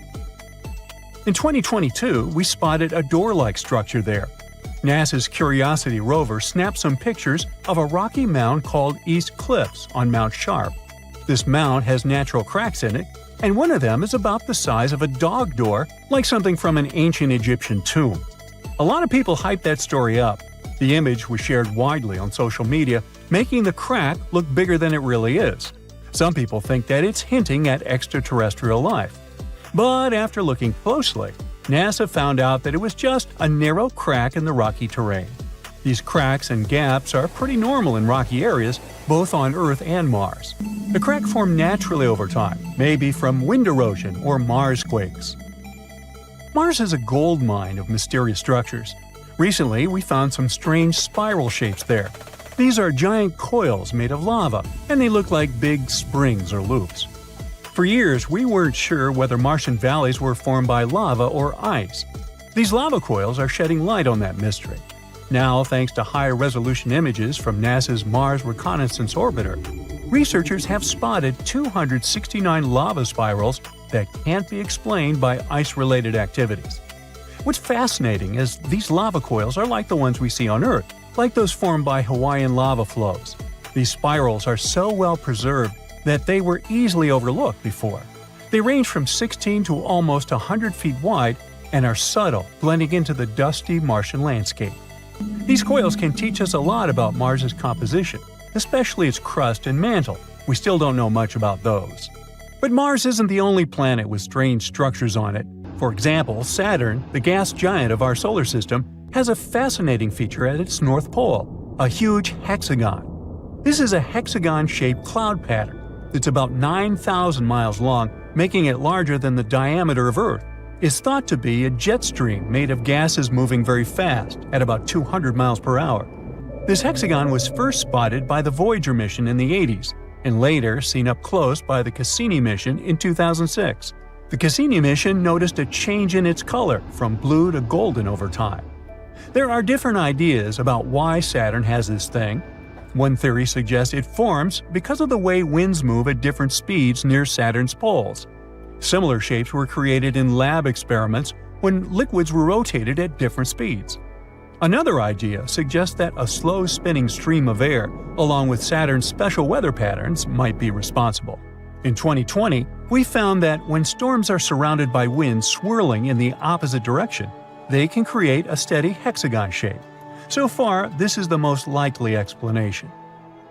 Saturn also got lucky with the bizarre moons. One of them is called Lapidus. This moon has a weird feature, a huge ridge that wraps around its middle like a giant belt. This basically makes it look like a giant walnut. Where's my nutcracker? This ridge is incredibly tall by our standards, around 8 up to 12 miles high and stretching 124 miles wide. It covers more than 3/4 of the moon's surface and is considered the third largest mountain range in the entire solar system. Now, we don't have a clue about how this enormous ridge formed. It's unlike anything seen on other planets or moons. There's one idea, though. The ridge might be the remnants of a dead moon. Let's say billions of years ago, a colossal impact shattered chunks of material off Lapidus. These pieces circled around the moon, forming a mini-moon or sub-satellite. And over time, the gravitational pull of Lapidus tore this mini-moon apart, creating a ring of debris around it. As the debris from this ring fell back onto Lapidus, it built up the massive ridge we see today. They think this process happened quickly, maybe over centuries. Saturn's gravity didn't interfere because, luckily, Lapidus was quite far away from it. If Lapidus was closer to Saturn, its moon might have been pulled away. But we do need more simulations to see if this theory is true. Titan, another one of Saturn's moons, also has some weird stuff going on in its methane seas. Scientists have spotted these strange bright spots called magic islands that seem to pop up and disappear over time. We have no idea what they are. Titan's atmosphere is packed with complex organic molecules that clump together and fall to its surface like snow. These magic islands might be snow clumps that soak up methane and sink very slowly. But there's a problem. In water, molecules stick together, which is why stuff can float on top of it. But methane is different. It likes to grab onto other molecules, so it makes any solid thing sink immediately. Yet, these magic islands don't sink. There's a theory that these islands might be like sponges made of ice with lots of holes. When pieces of this holy ice come loose from the edge of the lake, they can float on Titan's seas for a bit before going down under. There are also other ideas, like bubbles of nitrogen gas or waves caused by wind. We need more research to know for sure. Moons like to be weird. Just look at our own one. In 1971, we found a patch with missing soil on our moon, and it looks like a blue lake. They call this mysterious spot Ina. We first spotted it during the Apollo 15 mission in 1971. Later, the Apollo 17 mission took clearer pictures of it. This spot, shaped like a bluish D letter, is one of the weirdest things on the moon. The color comes from special rocks rich in titanium called basalts. These rocks cover Ina's floor and make it look blue. There are also bluish areas near the edges of the mounds inside Ina. Ina is unique and probably has a long history. It might have had volcanic activity, with mounds that are about 3.5 billion years old. It's similar to the surface age of the volcanic field that surrounds Ina. Now, our moon has its own face, just like those on Mars. There's an area near the moon's south pole that looks like a face, but it's just a bunch of craters and shadows that happen to make an image resembling a face when seen from far away. These craters have been there for billions of years and cover about 16% of the moon's surface. Some of these craters might even have water and ice inside of them. You might be wondering why there are so many faces in our solar system. Well, that's because our brains are wired to recognize faces, even when there aren't any. It's a phenomenon called pareidolia. Our brains try to make sense of shapes, so when we see something that looks a bit like a human, our brain turns it into one because it's familiar. Like when you see a shadow figure on a chair with clothes, or even on Mercury. Some people see shapes like Mickey Mouse. So don't worry, it's not extraterrestrial life. It's our brains that play tricks on us, making us see familiar shapes like faces even where they don't really exist. This planet, yeah, the one right here, shouldn't exist, but it does. A newly discovered planet rotates around a star that's much smaller and dimmer than our Sun. The planet, however, is enormous. Such a tiny star couldn't create it, so it's like finding an ostrich egg in a chicken coop. A team at Penn State built a special tool called the Habitable Zone Planet Finder. It's an instrument that's supposed to find planets around dim, cool stars. It's connected to a big telescope in Texas. The tool looks at the light from these stars, which is mostly in the near-infrared, beyond what our eyes can see. This gadget can spot changes in a star's speed caused by a planet. If the star movement slightly changes, that means there must be a gravitational pull nearby. Years ago, this technique helped find the first known exoplanet around a star like our Sun. Today, we've improved this method to make more precise measurements. Our main goal is to find Earth-like planets. They should be rocky and located in habitable zones, areas around stars where liquid water could exist. The Doppler technique isn't that great at finding Earth-like worlds yet, but works well for cool, dim stars. And that's how we discovered the impossible LHS 3154b. Planets usually form in disks made of gas and dust in space. Picture a flat, spinning cloud of tiny particles. These particles come together and stick to each other, creating a flat, rotating disk. Over time, these tiny bits combine to form a solid core. This is the starting point for a planet. Once the core is there, it attracts more dust and even gas like hydrogen and helium. But making a planet this way isn't easy. They need a lot of stuff, mass, and materials. This process is called core accretion. Stars are a huge help in that process. Usually, big stars have more gravity, so they can gather more stuff to form planets. But the star we discovered recently isn't very big. It's 9 times smaller than our Sun.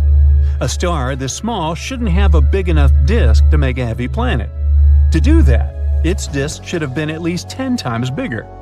But this heavy planet, LHS 3154b, exists. Now, this mysterious planet is 13 times heavier than our Earth. It's similar in size to Neptune. It's about 50 light-years away from us in the Hercules constellation, which, in space terms, is very close. The planet is also super close to its star, completing 1 year in almost 4 days. This discovery is making scientists rethink their ideas about how planets and stars come into existence. There are new theories coming around. For example, a theory called gravitational instability. It says that, instead of the pieces coming together bit by bit, the material in the disk collapses all at once, directly creating a planet. But even with this theory, it's hard to explain how such a heavy planet could form without a really massive disk. It'll take us some time to figure out the truth. This isn't the first planet that makes us doubt our theories. Recently, scientists found another planet called Hala. This planet is orbiting a star called Baekdu, and just like the previous one, it shouldn't really exist. It's way too close to its star. Stars change a lot during their lives. Normally, when a star becomes big and prepares to leave this world, it's called the red giant stage. A star like that tends to destroy or push away any nearby planets, creating a huge mess. Hala rotates around a red giant, and it should have been swallowed or destroyed by the expanding star a long time ago. But it's still hanging there.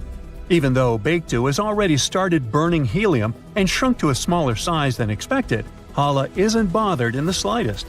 Scientists call Hala the Forbidden Planet. This discovery challenges what we thought about how planets survive near aging stars. It raises 2 theories. One suggests that Baekdu was once 2 stars, a white dwarf and a red giant. Hala orbited them both, and they merged before the red giant fully expanded. This allowed Hala to survive because the extra helium from the white dwarf prevented the red giant from growing too much. The second theory says that Hala formed from the debris created when the 2 stars merged. In this scenario, Hala would be a very young planet orbiting an elderly star. Astronomers plan to continue studying Hala and look for more planets like that. Another oddball, besides me, is called LTT 9779b. This one scares us too because it's too shiny. The planet reflects 80% of the light from its star. Regular mirrors reflect from 85 to almost 100% of light, which means that this mysterious planet should look like a rough mirror, with aluminum or silver-like reflections. This is another Neptune-sized planet. It's located 268 light-years from us and was discovered by NASA's TESS spacecraft. It completes a full rotation around its star in just 19 hours. It's so close to its star that it's scorching hot, reaching temperatures over 3,600 degrees Fahrenheit. Normally, planets this close lose their atmosphere and turn into bare rocks. But this one breaks the rules again. Now this time, we know the secret of its survival. It's because of the planet's shiny metallic clouds, which are made of glass and titanium salt. These clouds rain titanium onto its hot surface. They also reflect a lot of the light, preventing the planet from getting too hot and losing its atmosphere. It's like having a mirror shield. This planet's size also surprised scientists. It's way bigger than Earth. Other planets this close to their stars are either much bigger gas giants or small rocky planets. This planet is a smaller gas giant, and scientists didn't expect it to exist so close to its star. This is the shiniest planet ever found, even shinier than Venus. But despite its cool appearance, it's probably not a friendly place for life because of its extreme temperatures and strange metallic rain. And our final rule breaker is a planet called WASP 107b. Scientists discovered it using the James Webb Space Telescope. It's located around 208 light-years from us in the Virgo constellation. It's also fast and completes an orbit around its star in just 6 days. This is a super Neptune exoplanet. It's similar to Jupiter in some ways, including the same size and scorching hot temperatures. But the main difference is that it's much lighter, weaker, and less dense. This is the least dense planet we've discovered so far. After researching some more, we also found that it has a tail. The helium on the planet extends beyond the transit egress. The planet is slowly losing its atmosphere due to extreme ultraviolet radiation from the star. This creates a comet-like tail. So, it looks like a fluffy comet. But that was just the beginning. The planet's low density, or fluffiness, allowed astronomers to study its atmosphere in detail. They found some surprising things, like water vapor and clouds made of fine silicate particles, which are like really fine-grained sand. The planet's host star doesn't emit a lot of high-energy light. But since WASP 107b is so loose, the light can penetrate deep into its atmosphere. This creates sulfur dioxide that smell when you light a match. In other words, it's a fluffy planet that rains sand and smells like matches. The researchers think the sand clouds in the atmosphere form in a similar way to clouds on Earth. They just have droplets of sand instead of water. These sand droplets condense, fall, turn into silicate vapor in hot layers within the planet, and then rise again to form clouds once more. And, once again, this planet couldn't have formed in its current spot. Astronomers say that it likely moved closer to its star from a birth orbit because it was attracted by some heavier neighbor. It also follows a retrograde orbit, meaning it orbits in the opposite direction to its star's rotation. All these discoveries are changing how we understand planets and their atmospheres, giving us new insights into the mysteries of our own solar system. This planet is as light as that piece of fluff stuck to your sweater. In the scientific world, it's called WASP 193b, but let's call it the Cotton Candy Planet. It's located around 1,200 light-years away from us. Sure thing we'll never see it with our own eyes, but scientists say the Cotton Candy Planet is pretty much Jupiter's bigger, bouncier cousin, 50% more massive. It has an extremely low density combined with other factors, such as high temperatures and the infrared brightness of its host star, that make it look special. May I have a close-up here, please? Thank you. See how fluffy it is? Right now, you understand that it would be impossible to stand on its surface. Anyways, it's not often that you meet something like WASP 193b at a planetary party. Such planets might be fluffy because they're getting cooked by their parent stars, puffing up like a marshmallow that's seen too much campfire action. But the thing is, if you're that close to your star and mostly made of a hydrogen-helium cocktail, you're not gonna keep your puffiness for long. It's like trying to hold on to a balloon during a hurricane. Exoplanets like this fluffy guy here are pretty rare, but there's also WASP 107b, and it looks squishy too.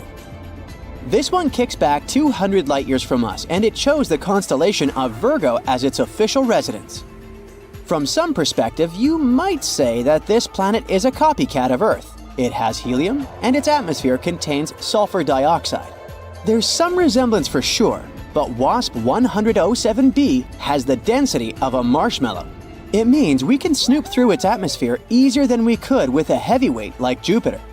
Scientists were beyond surprised when they peered through their super space goggles, the James Webb Space Telescope's MIRI-cam.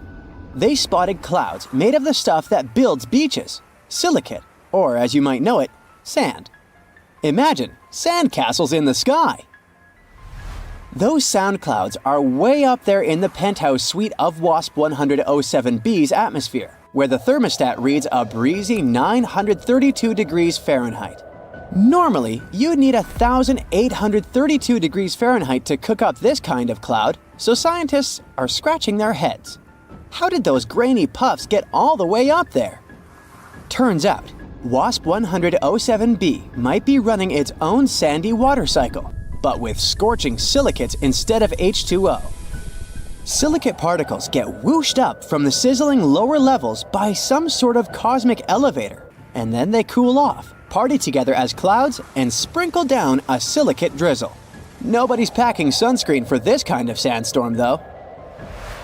Now look at this Kepler planet family located in the Kepler 51 star system.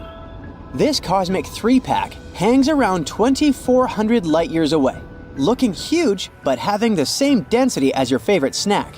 And it's cotton candy yet again. Scientists have been digging into what these space treats are made of. They now believe these puffball planets are big hydrogen-helium gas balloons with a generous smearing of methane haze. It also turns out these planets might be going through a cosmic downsize. Now, let's talk about a planet called Mascara 5b. Nope, it doesn't look like one of those cosmetic tubes from your mom's drawer. Scientists say it's one of the hottest planets ever discovered. They call it an ultra-hot Jupiter, showing off its impressive size, almost twice as big as our very own Jupiter. The dayside temperature is around a scorching 4,892 degrees Fahrenheit, while the night side hits 4,172 degrees Fahrenheit. No chance for any sort of life to survive out there. Actually, it's the second hottest nightside temperature ever recorded.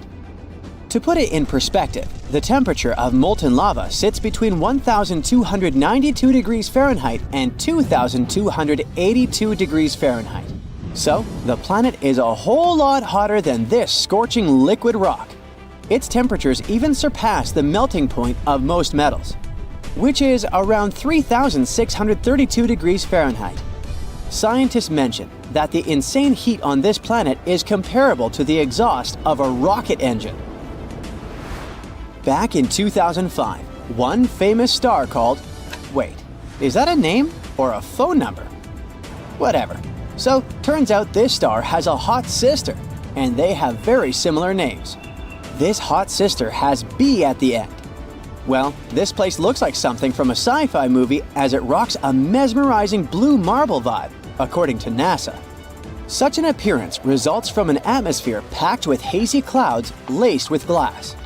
The rain on this planet is glass-filled precipitation that likes to fall sideways, thanks to fierce winds blowing at a speed of 5,400 miles per hour. And yeah, it's the hot sister for a reason. Scientists have measured the daytime temperatures in this nightmarish world. It's around 1,700 degrees Fahrenheit. So when it rains on this planet, it's more like molten glass pouring down instead of your typical waterworks. You may not know it, but space is swarming with wasps. I'm talking about planets called WASP. Meet WASP 76b. This sizzling hot Jupiter-like planet is so out of this world, it rains iron at night there.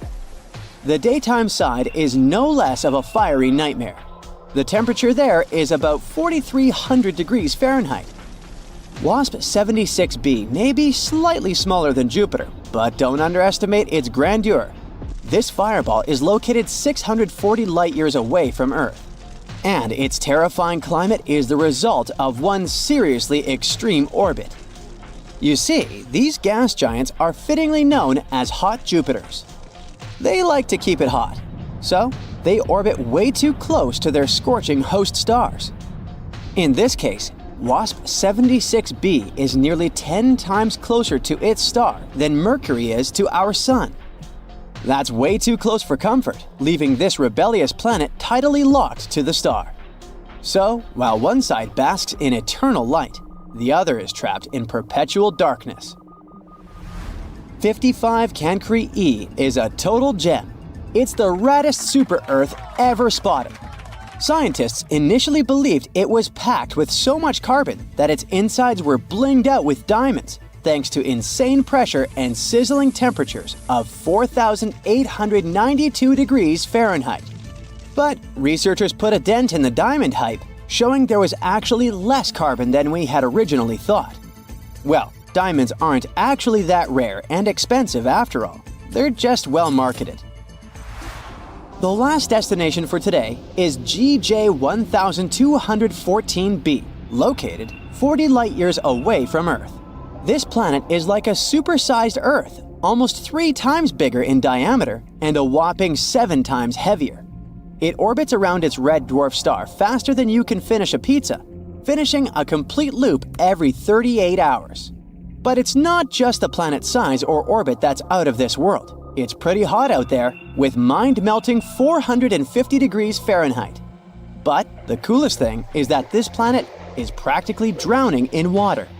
The sizzling temperatures and crazy high pressures on GJ 1214b create some super cool materials like hot ice and superfluid water. Superfluidity is something that happens in liquid helium when it's almost as cold as it can get. On Earth, water totally missed the memo on being superfluid because it needs ridiculously low temperatures and off-the-chart pressures to pull off that trick. Still, there's not much use in superfluid water. Even if you try it, you'll just get dehydrated. Have you ever thought about Earth itself as an intelligent, well, not creature, but maybe an entity? Like it has a mind and some survival instincts of its own. When said like this, it sounds like you're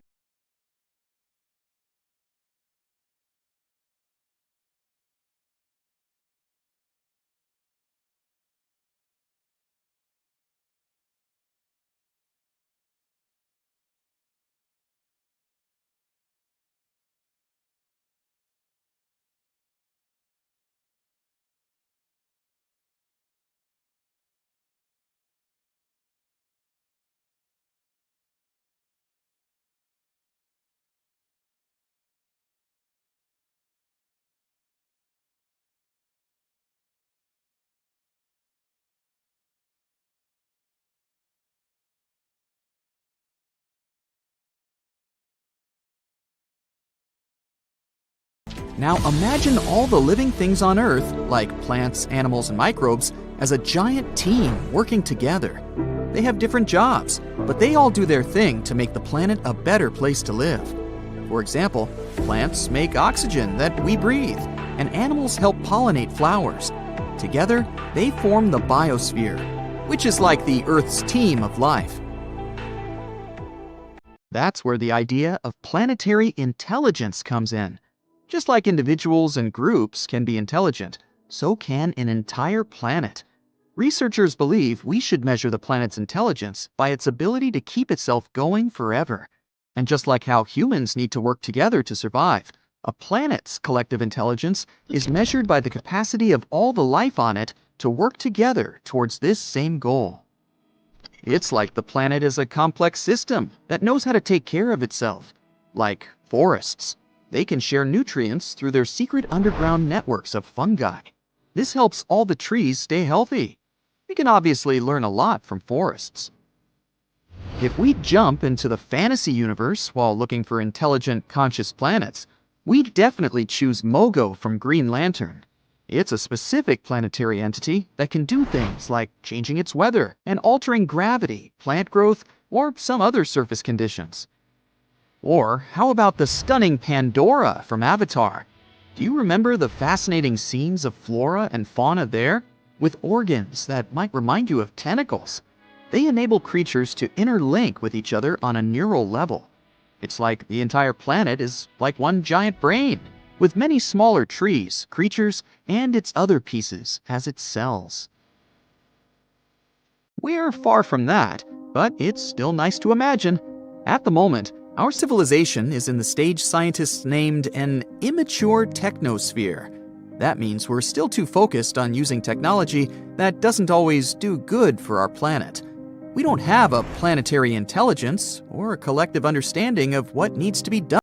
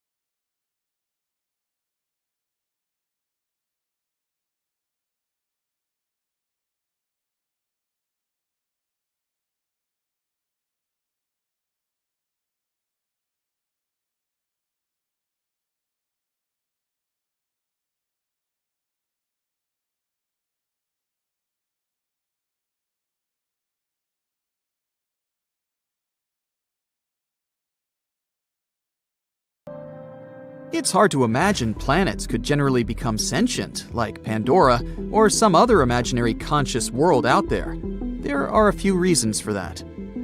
First, planets form based on how different materials like rocks, gases, and liquids gather around a new star. It's like you have a big family gathering, where everyone brings different ingredients to make a delicious dish. And just like how these ingredients won't suddenly turn into a living being, the materials that make up a planet won't just turn into self-aware creatures. On Earth, after billions of years of complex chemical reactions, some molecules started to replicate themselves and carry information. That's how life on our planet began. And Earth is the only such example we have. Here's the second reason. Imagine you have a big garden where you plant a lot of mushrooms or bacteria, hoping they'll become really smart and help you take care of the garden. But mushrooms and bacteria don't have brains like we do. It's not like they need it anyway. Having a big brain is really expensive for animals too. It takes a lot of energy to keep it running. So, animals only become as smart as they need to be to survive and thrive in their environment. Dogs and cats are pretty smart because they need to be able to avoid danger and find food. They don't need human kind of intelligence for things like building houses, creating art, or inventing new technologies. So, it would be hard to bring all living beings and plants to the same level of intelligence. The third reason why it would be difficult for a planet to become sentient is the main rule of the animal kingdom. Life is all about survival of the fittest. Every creature is competing for resources like water, food, and space. But not only do different species compete against each other, but individuals within the same species also fight. Just think of how fiddler crabs fight for territory on the beach, or how wolf packs fight over prey. Or me, when I see an empty spot on a crowded beach. This kind of competition is not a good base for global cooperation. There are a couple of exceptions to this rule. For example, ants. They may not be the brightest creatures on the planet, but when they come together in colonies, they can achieve amazing things, like gathering food that's way bigger than them, building nests, raising young, and even farming. In fact, they act like a superorganism called a hive mind, where every ant works together towards a common goal. Insects like bees and ants are very altruistic and work together to ensure their queen reproduces. If one large ant colony took over our whole planet, it could act as a single mind and work towards the colony's and planet's interests until they run out of resources. But in reality, it's hard to imagine any organism, even a superorganism, could reach such a level of self-awareness and consciousness. Number 5. How could we keep in contact? When it comes to communication, ants use pheromones and humans use nerves. Both of these methods work well for small organisms, but when it comes to a giant planet-sized entity, it would be hard to make such communication fast and efficient. So, communication within a planet-sized entity would be much slower than what we have in our homes, like our computers or smartphones. Oh well, we'll just continue dreaming about Pandora. Have you ever wondered what it would be like if every planet in our solar system was the size of Earth? Well, it's time to dive into this mind-boggling scenario. Let's imagine what each planet would look like if they were as big as our beloved blue planet. Would the barren red landscape of Mars suddenly become a lush green oasis? Would the massive swirling gas giant Jupiter just disappear? And how would it affect our solar system as a whole? Are we all doomed? Buckle up and let's find out. The first planet on our list is Mercury, the smallest planet in our solar system. But now, forget about the moon-like Mercury. Instead, picture yourself on the surface of a super dynamic incandescent inferno. There are a lot of craters and active volcanoes around you, and right in front of you is a huge, blinding bright sun. What a nightmare! But let's break these changes down. Well, along with the size of Mercury, both its mass and gravity would increase. In that case, it's possible that Mercury would have more atmosphere. Temperatures on Mercury are extreme, not only because it's very close to the sun, but also because of its very thin atmosphere. So during the day, the temperatures there reach 800 degrees Fahrenheit. And at night, it becomes terrifyingly cold, down to negative 290 degrees Fahrenheit. But now, when the gravity is stronger, Mercury could have a denser atmosphere, so the heat would be better distributed across the planet. And the atmosphere isn't the only thing that could make it hotter. If Mercury became bigger, it would likely experience increased internal heating due to gravitational compression. And hypothetically, its tectonic activity could increase. In other words, more interesting landscape, more mountains, and more scary active volcanoes. Congratulations, you've turned Mercury into Venus 2.0. For us, all these changes wouldn't be very pleasant. Now it would become much harder to send our spacecraft there, so it's better for Mercury to stay as it is, small, calm, and boring. Basically, the complete opposite of our next planet, Venus. So what would happen to Venus if it was Earth-sized? Actually, nothing. It wouldn't change at all because Venus is already almost the size of Earth. It's even called the Earth's twin, although twin is a big word, of course. In reality, we couldn't be more different. Venus is often called the morning star because it's so bright and visible in the sky. But don't let its beauty fool you. This planet is one of the most inhospitable places in our solar system. Its surface is hotter than a freshly baked pizza, around 900 degrees Fahrenheit, and it's covered in thick clouds of sulfuric acid that would dissolve any human who tried to visit. So, unfortunately, you won't be planning any trips there anytime soon. So let's move on to a planet that, unlike Venus, could potentially become a new home for us, Mars. Picture yourself standing on Mars's surface, watching the blue sunset and breathing in a refreshing breeze of air. Yes, you read that right, air. Moreover, you could be surrounded by plants, animals, and basically feel like you're on Earth. But how is that possible? Bigger Mars would have a stronger magnetic field and gravity. This would lead to a richer and denser atmosphere. It would likely have a wider range of gases, including oxygen. Wouldn't that be cool? Also, a denser atmosphere could distribute heat across the planet, so Mars would become much warmer and cozier. And here comes the most important change: liquid water. Mars actually has some frozen water at its poles and in subsurface reservoirs.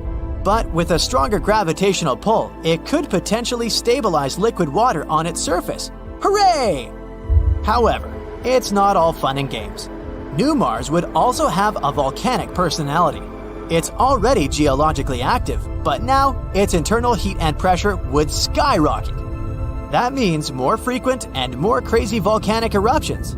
Imagine how exciting it would be to witness such eruptions on another planet, if you manage to escape the consequences.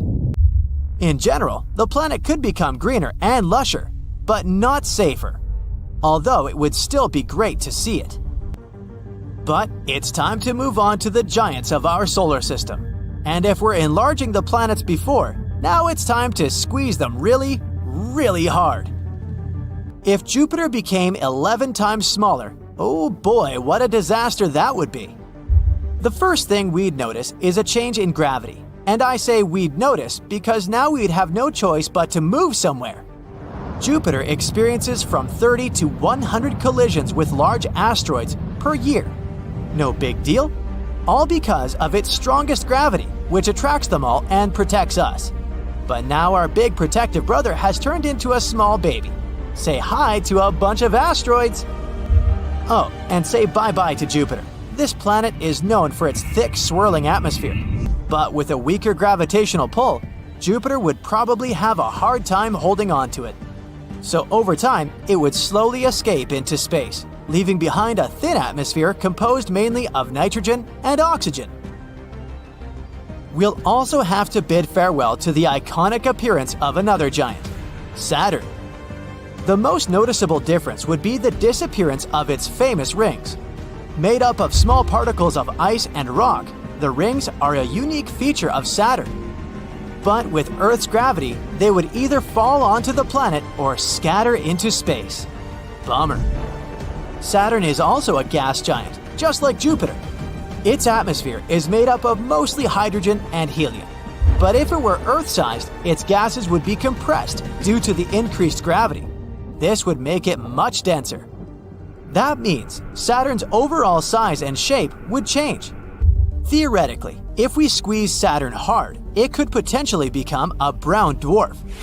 It's a type of failed star that lacks the mass to sustain nuclear fusion, but emits heat and light. So, Saturn could stop being a planet altogether. The weather on it would probably have changed too. All its crazy storms, such as the famous hexagonal storm at its North Pole, would have become weaker and calmer. The next giant is Uranus. Let's try to compress this poor fella. First off, the surface gravity on Uranus would be much weaker than it is now. Its atmosphere might also change. If Uranus was smaller, it could have a thinner atmosphere and different gases altogether. This planet is pretty chilly, with an average temperature of -353 degrees Fahrenheit. Ugh. But if it was the size of Earth, it might actually warm up a bit due to its reduced volume to surface area ratio. Don't get too excited though, it would still be way colder than the coldest spots on Earth. As you can see, gas giants don't easily go through all this shrinking, except perhaps one of them. Surprisingly, small Neptune would become much friendlier. For starters, it would probably be a rocky planet with a tiny atmosphere. That means no more gas giant, but instead, a planet that's easier for humans and critters alike to live and move around on. Speaking of movement, because of the smaller size, the gravity on this new Neptune would be almost the same as Earth's, making it a heck of a lot easier to walk and jump around. No more floating away into space. Now, the atmosphere of the original Neptune is so thick you could barely see your hand in front of your face. And the surface pressure is about 100 times that of Earth's atmosphere. But our new Neptune would be much different, with a much thinner and less dense atmosphere. It would still have some methane, water, and ammonia in it, but nowhere near as much as before. Finally, the temperature. The current Neptune is freezing, with an average temperature of about -370 degrees Fahrenheit. But if it was the same size as Earth, it would likely be much warmer, just like Uranus. Ah, that's more like it. What a planet that would be. That's it for the changes in the planets. But what would happen to the entire solar system if we made all the planets so small? It's hard to predict, but it's clear that their gravity and orbits could change a lot. It's unlikely that any of them would have flown into outer space, or crashed into each other, or something like that. But many of their orbits would probably become quite unstable, and the number of collisions with asteroids would have increased significantly. Of course, all this is purely speculation. It's not like we can actually test all this. But it's still a pretty interesting thought experiment, and it makes you appreciate just how unique and special our solar system really is. As scientists continue to explore the vast expanse of the universe, they've made some incredible discoveries that have left them with more questions than answers. From a scorching super-Earth to a football-shaped world. The exoplanet discoveries of 2022 are truly out of this world. So, hold on tight. The future of exoplanet discoveries is looking brighter than ever. Number 1. New type of exoplanets. Red dwarfs make up over 70% of all stars in space. So, in September of 2022, scientists decided to take a closer look at the small worlds orbiting them. What they found was amazing. New type of exoplanets that were made of half rock and half water, either in liquid or ice form. The researchers suggested that these planets likely arose from icy material and were born far away from their stars, past the ice line, where surface temperatures are freezing.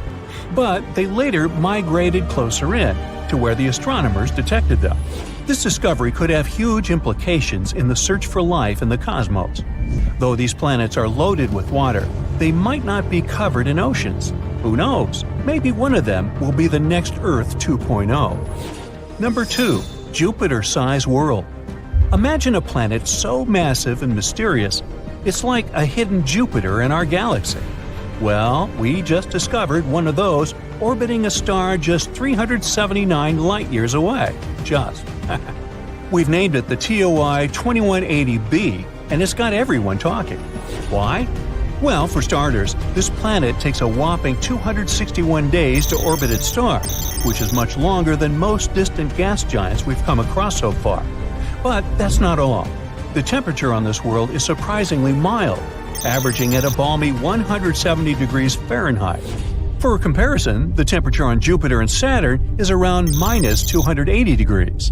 It's like a bridge between the giant exoplanets we've found and our Jupiter. But the question remains, how did this planet get to be so different?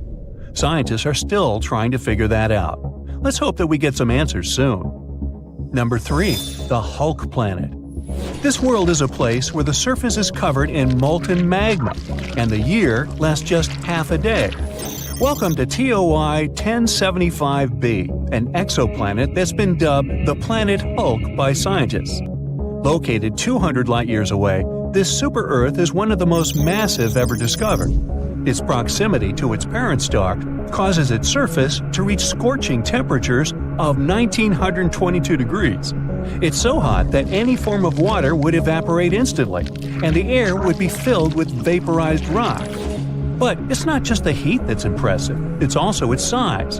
TOI 1075b is nearly 10 times the mass of Earth, making it one of the most massive super-Earths ever discovered.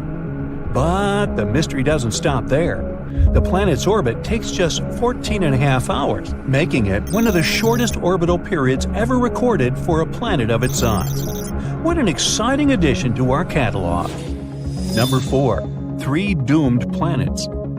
Astronomers made a shocking discovery of 3 planets that are circling in a dangerous dance next to the slowly fading stars. Just a decade ago, scientists never even imagined such planets could exist. These gas giant planets, similar in size to Jupiter, orbit way too close to their slowly fading stars. They're basically walking on the edge. Take one of them, for example, dubbed TOI 2337b. Its orbit will likely send it hurtling straight into the fiery arms of its host star in less than 1 million years. Well, I won't be around then. As these stars enter their final days, they're pulling in nearby planets like a black hole, altering their orbits and potentially causing catastrophic collisions. And as these planets get closer to their stars, their atmospheres heat up and swell, leading to some mind-boggling differences in density. But despite the doom and gloom, studying these worlds could give us valuable insights into the evolution of our own solar system. Number 5. Planet with a barium's atmosphere. These are 2 hot blazing planets, each with an atmosphere made of the heaviest element ever found in an exoplanet, barium. These planets, known as WASP-76b and WASP-121b, are ultra-hot gas giants called super-Jupiters that orbit incredibly close to their stars. These planets are basically like giant balls of fire, with one side facing the star, cooking at temperatures hot enough to vaporize iron and other metals.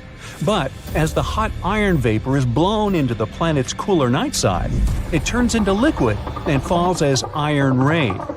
And these planets held a special surprise for us. Barium is a heavy metal, about 2.5 times as heavy as iron. And yet, scientists were able to detect it in the upper layers of these planets' atmospheres. This is truly a mystery, and a puzzle we're still trying to solve. Imagine landing on a planet like this and looking at this rain of iron and the heavy barium in its skies. That would be awesomely horrifying. Number 6. The Football Planet. Get ready to have your mind blown, space enthusiasts, because we've just discovered the ultimate football-shaped planet, and it's unlike anything we've ever seen before. Meet WASP-103b, the ultra-hot exoplanet that's more than 1,000 light-years away from Earth. This gas giant is so close to its parent star that its shape is being stretched by the intense gravitational forces. But this isn't just a fun shapeshifter. It's also a valuable scientific discovery. By studying the planet's passes across its star, we were able to measure its deformation for the first time ever. It's like taking a snapshot of a planet in motion, and it's giving us insights into the extreme conditions that these planets can endure. This is truly a great discovery. Number 7. A zodiacal light. Are you ready for a cosmic ghost story? Scientists and high school students in China have uncovered a spooky phenomenon on 3 distant exoplanets. It's called zodiacal light, a glow that's similar to the one seen here on Earth during sunset. But this isn't just some eerie light show. It could hold clues about the makeup of these potentially habitable worlds. Imagine watching the sunset from a dark spot on Earth, and instead of darkness, a triangle of light appears. That's zodiacal light. It's caused by sunlight reflecting off dust particles that fill the solar system, the remains of asteroids and comets. A team of researchers analyzed 47 potential habitable exoplanets named Kepler 69c, Kepler 1229b, and Kepler 395c, all super-Earths, had signs of this light. This discovery is more than just a spooky phenomenon. It could reveal information about the presence of asteroids and comets in these exoplanet systems, which could be difficult to detect otherwise. So that's pretty neat. Number 8. A planet with silicate clouds. Introducing VHS 1259b, not a home video recording system, but a strange and exotic world shrouded in mystery and wonder. A place where the clouds are made of sand and the sky is forever red. This isn't the stuff of science fiction, but a real-life discovery made by the brilliant minds at NASA. This is a brown dwarf exoplanet that's making waves in the astronomical community. It's way too massive for a planet, nearly 20 times the size of Jupiter, but it's not quite a star. It's something in between, a cosmic enigma that defies definition. But what's really crazy about VHS 1256b is its atmosphere. Scientists have discovered that this strange world is cloaked in thick clouds of silicate grains, similar to sand. It's the first time this kind of cloud has ever been detected on an exoplanet, and it's a discovery that's sure to change the way we think about the universe and the possibilities of life beyond our world. And there you have it, folks. The year 2022 was filled with incredible discoveries and groundbreaking findings in the world of exoplanets. But this is just the beginning, as scientists and researchers continue to explore the vast expanse of space. We can only imagine what other wonders await us. So, let's keep looking. Who knows what secrets the stars hold for us next? Okay, here you are, in the middle of the ocean. It's endless, but you can't see it, because there's a thick fog all around you. Dense clouds hide the huge but dim sun. Is it day or night? You don't know. There's only a gray haze around you. You're alone. Even if you try to swim down, after several hours, you still won't be able to see the bottom of the ocean. And that's a typical water planet for you. I know, sounded kind of dark, but it's not that bad. These water worlds are more interesting than they may seem, so let's take a look at them. The ocean planet is a planet that consists, as you might have guessed, mainly of water, ice, and maybe some rocks. Think of the Earth's oceans. Its horrifying depths, the Mariana Trench, and all that. And now, can you guess how much space all the water on Earth takes up? 0.025%, exactly.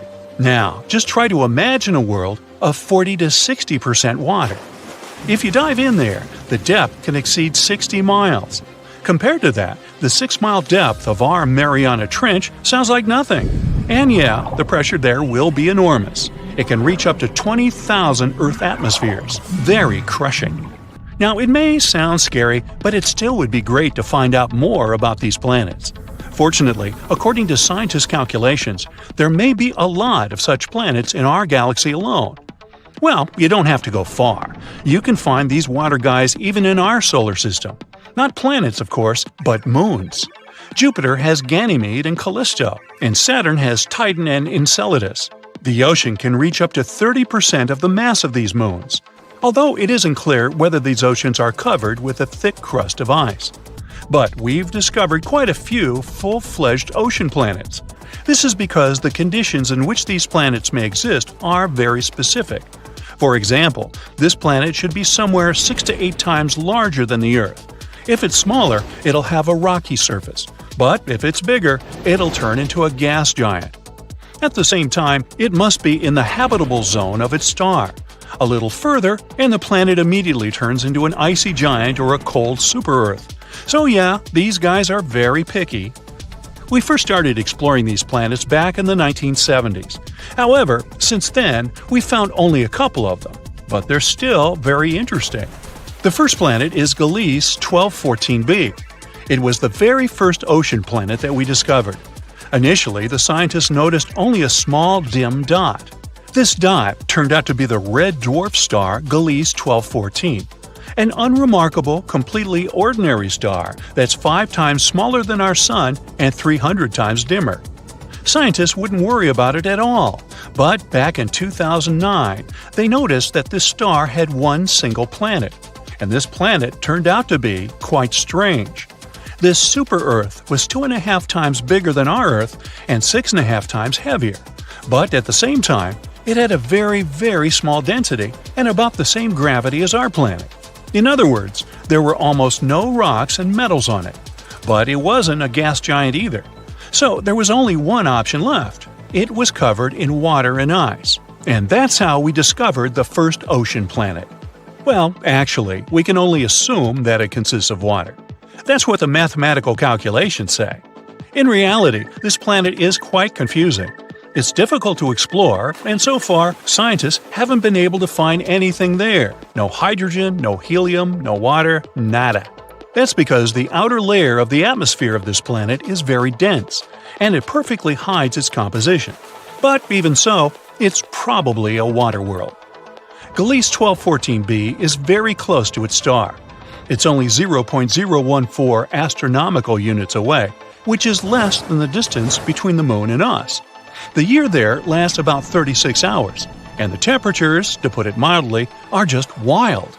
Scientists suggest that the average temperature there can reach 250 to 535 degrees Fahrenheit. Woo, that's hot. Remember the creepy description from the beginning? Well, actually, spending time on Gliese 1214b would be a little different, more like swimming in a steam boiler. Because of such gigantic temperatures, the ocean on the surface will be constantly in a state close to boiling without actually reaching it.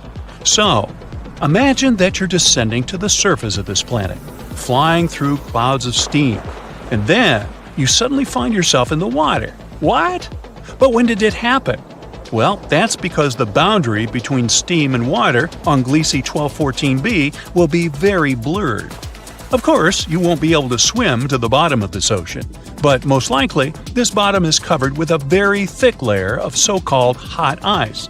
It's like regular ice, but it doesn't really care about the laws of physics, so it just doesn't melt even at gigantic temperatures. And the thickness of this ice can reach as much as 3,000 miles.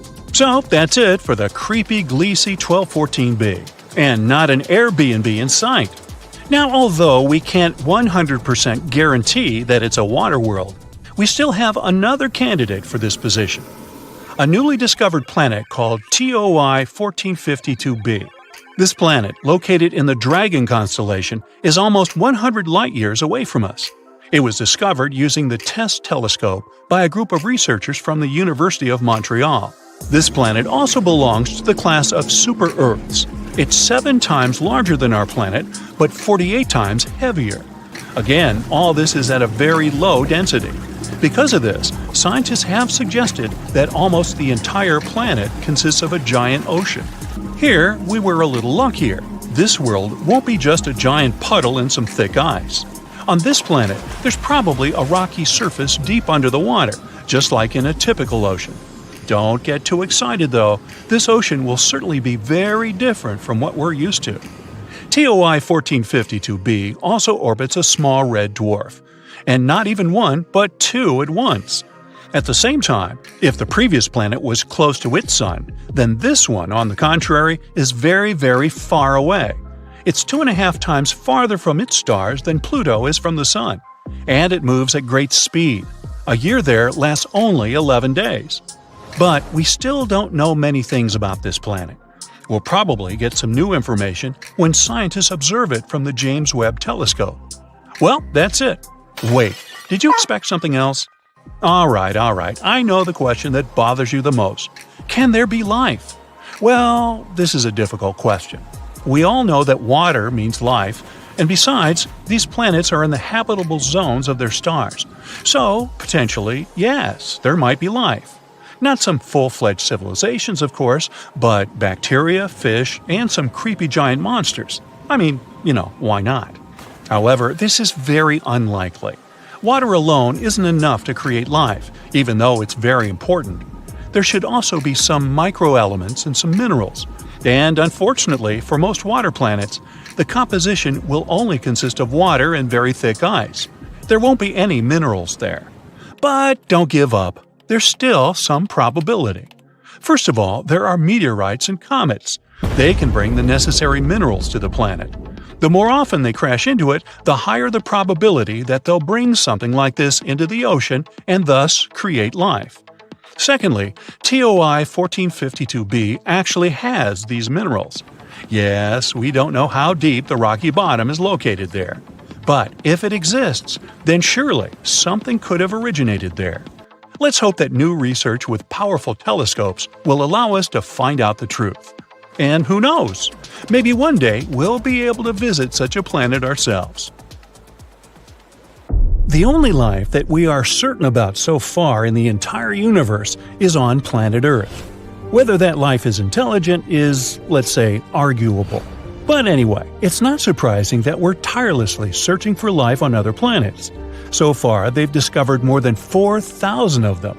But what's even cooler, NASA has compiled a new list of 24 planets that aren't just Earth-like, they're better.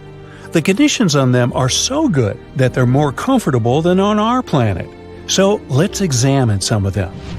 KOI 5715.01. Let's be coy, shall we? This wonderful planet is in the constellation Cygnus.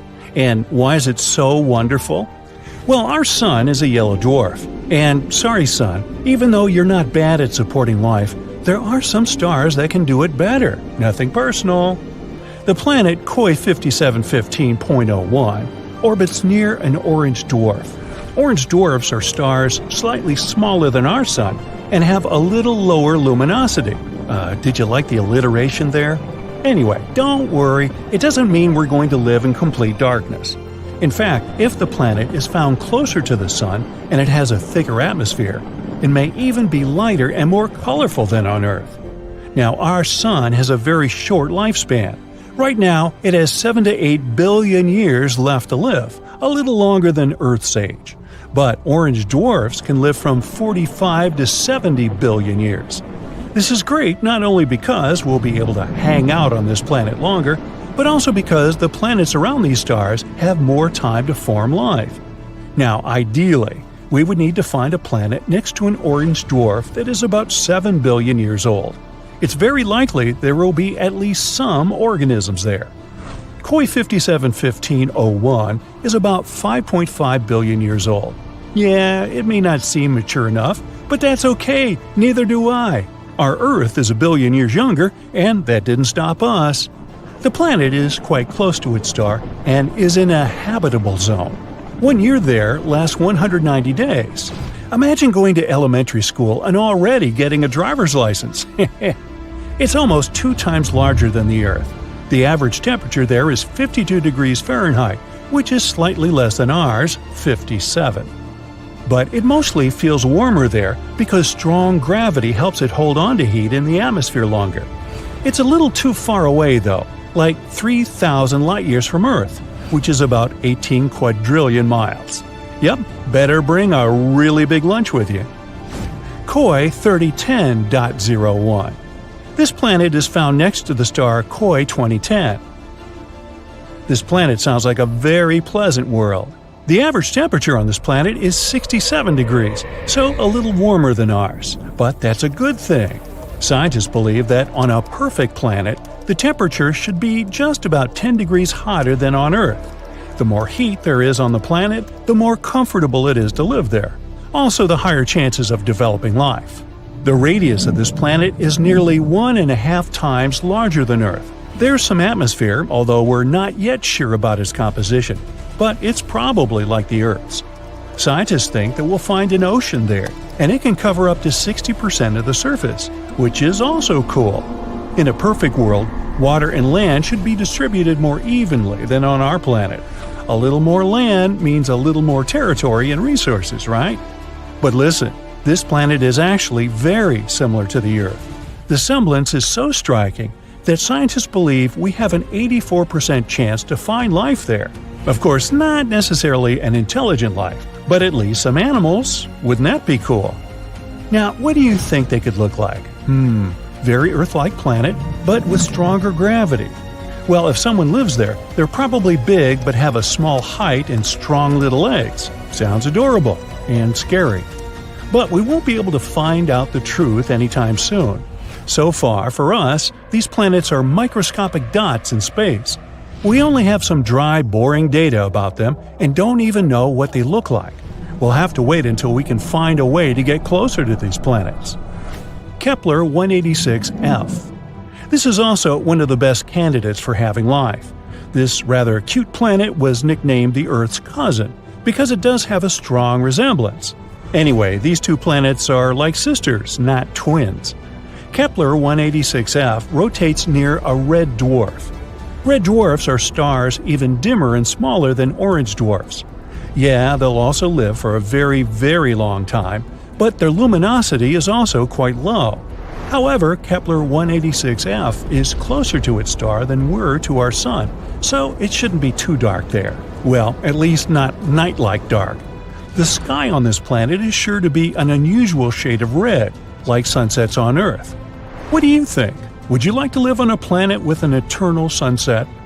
The size of this planet is about the same as Earth. Not bad, not perfect. Why so?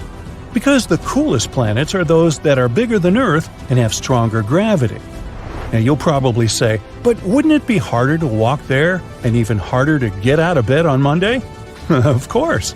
But on the other hand, this planet will pull the atmosphere better. The atmosphere will be thicker and denser. This means more protection from the scary space stuff, more oxygen, and more heat. Not to mention the fact that the bigger planets have more space to settle. Awesome, right? But of course, the Earth's size is also an excellent choice. Another cool fact is that the tilt of Kepler 186f is about the same as ours. It means that there should be stable seasons and a normal day-night cycle. Do you know how important the tilt of the planet is? Let's look at Mars.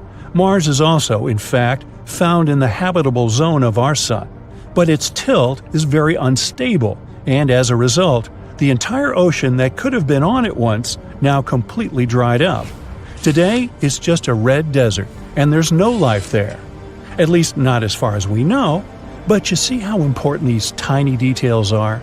This planet is also quite far away from us, 490 light-years. That's about 3 quadrillion miles. So yeah, we're just going to keep waiting for intergalactic travel.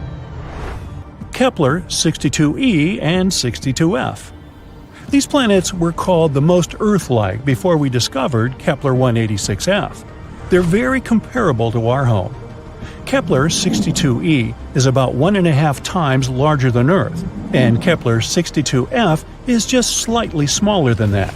They're located in the constellation Lyra, which is about 1,200 light-years away from us. They both also orbit a red dwarf. 1 year on Kepler 62e lasts about 122 days, even less than on that first planet we talked about. Scientists believe that both 62e and 62f are sort of water worlds, warm places mostly, or even completely covered with water. If there is land there, it's probably just some islands. A world consisting entirely of islands. A fantasy dream for some, think Hawaii, and a nightmare for others, think Megalodon. But if you're a fan of ancient marine animals, just imagine how gigantic they could be there. Still, there are many things we don't know about this planet. Does it have a surface? What about its composition, density? One day, maybe we'll be able to answer these questions. And so, that's it for the super-Earths. Of course, the original list is much longer, and you can go check it out on the internet. Now, the best thing about all this is that these are planets that are better than the Earth. But we also know thousands of other exoplanets that are just close enough to ours. And the odds are, a few of them have at least some form of life. But they're very, very far away, so we have no way to check it out right now. Perhaps, down the road, we'll find some cool creatures on many of them. You may have heard that NASA will launch a mission to Saturn's largest moon, Titan, in 2028. And, well, a lot can go wrong. The Dragonfly spacecraft will hit a thick atmosphere at insane speed, survive a fiery plunge, hop its parachutes, and then land in a spot way colder than Antarctica. And if you're picturing a giant Star Trek-style spaceship, nah. Dragonfly is basically a high-tech drone, about the size of a Mini Cooper. So, can something that small really survive all that? Well, it better survive, especially since the project is already 2 years behind and keeps getting more expensive. NASA selected the Dragonfly mission in June 2019, and the launch was scheduled for 2026. But now, it's been pushed back to 2028. That delay alone added about $1 billion to the total cost. At this point, the project costs over $3 billion. All that money is going into building a nuclear-powered, car-sized craft with 8 rotors, kind of like a drone. It'll be fast, able to travel tens of miles in less than an hour, and it will take about 6 years to get to Titan. So, if the current launch date holds, it should land over there by 2034. But why Titan exactly? Well, that's because Titan is weird, in the best way. It's Saturn's largest moon. It's also bigger than our own moon and the planet Mercury. Titan's atmosphere is thick. The air pressure there is about 60% higher than Earth's, which is kind of like the pressure you feel at the bottom of a deep swimming pool. But the main reason everyone's so interested in Titan is that it has all the ingredients for life. This world is packed with complex carbon-based chemicals. On Earth, carbon is at the center of all living things. It helps form our cells and body structures, and it's involved in the chemical reactions that keep life running. Without carbon, life as we know it wouldn't exist. Then there's water. Okay, Titan is just too freaking cold to have liquid water, but there's ice. It also has clouds, rain, rivers, lakes, and seas of liquid hydrocarbons like methane and ethane. On top of that, scientists think it might have a liquid water ocean hidden under its icy crust, similar to what we believe exists on Jupiter's moon Europa. In many ways, Titan may resemble what Earth was like billions of years ago before life fully developed into what we see today. By studying Titan's chemistry and environment, scientists hope to spot chemical fingerprints that could point to past or even present life. One of Dragonfly's main targets is the Selk impact crater. Scientists think something slammed into this area a few 100 million years ago, and that impact may have piled up the right ingredients for life in one spot. We're talking about a mix of carbon, plus hydrogen, oxygen, and nitrogen. Now, on paper, this mission sounds amazing. Send a flying robot to Titan to understand how life must have begun. But when you get into the details, you realize just how hard it is. Flying a drone in such a remote world is something relatively new and, honestly, a bit daunting. There's very little room for mistakes. So, over the last few years, scientists have been running all kinds of technical tests. And that's super important, because Dragonfly isn't just getting there and flying back. It's going to spend about 2.5 years operating and exploring different spots around Titan. And since the air there is much thicker than Earth's, Dragonfly's rotors won't behave the same way they do here. If you want to know whether it can lift off, stay steady, and steer properly, you can't just guess or use normal drone experience. You have to recreate Titan's air conditions here on Earth to see how the craft will fly over there. That's why they decided to test it in this huge wind tunnel at NASA's Langley Research Center located in Virginia. But they didn't just blow regular air through it. Instead, they pumped in a gas called R-134 Freon. This gas helps them to imitate the way Titan's thick atmosphere would push and swirl around the rotors. The idea is to test how Dragonfly will handle the air pressure, check its vibrations, that kind of stuff. It was only after running simulations that the problems started to show up. And it turns out Dragonfly had quite a few. From the start, engineers knew the landing on Saturn's moon would be a huge challenge. On Mars, for example, spacecraft go through a fast, intense landing that NASA often calls the 7 minutes of terror. But on Titan, Dragonfly's descent and landing is expected to take much longer, around 2 hours. The descent will be really tough. As Dragonfly drops into Titan's atmosphere, it'll be sealed inside an aeroshell. It's basically a heat shield designed to handle the intense friction and heat during entry. NASA also designed parachutes that will deploy later and slow the spacecraft down bit by bit. These parachutes have to work for a long time, up to 110 minutes. But tests show that the aeroshell could wobble a lot or even start to tumble during that long stretch. So NASA had to adjust the parachutes to help keep the spacecraft stable. After that tough descent, we can all celebrate, right? Well, not yet. Because as soon as the Dragonfly lands on the surface, it could face a different problem – overheating. And that sounds weird, considering Titan is insanely cold, with temperatures that can drop to about minus 290 degrees Fahrenheit. So, at first, scientists thought their main job would be keeping Dragonfly warm while it stays over there. That's why the original plan was to give Dragonfly a special power source called a multi-mission radioisotope thermoelectric generator. Well, that's a mouthful.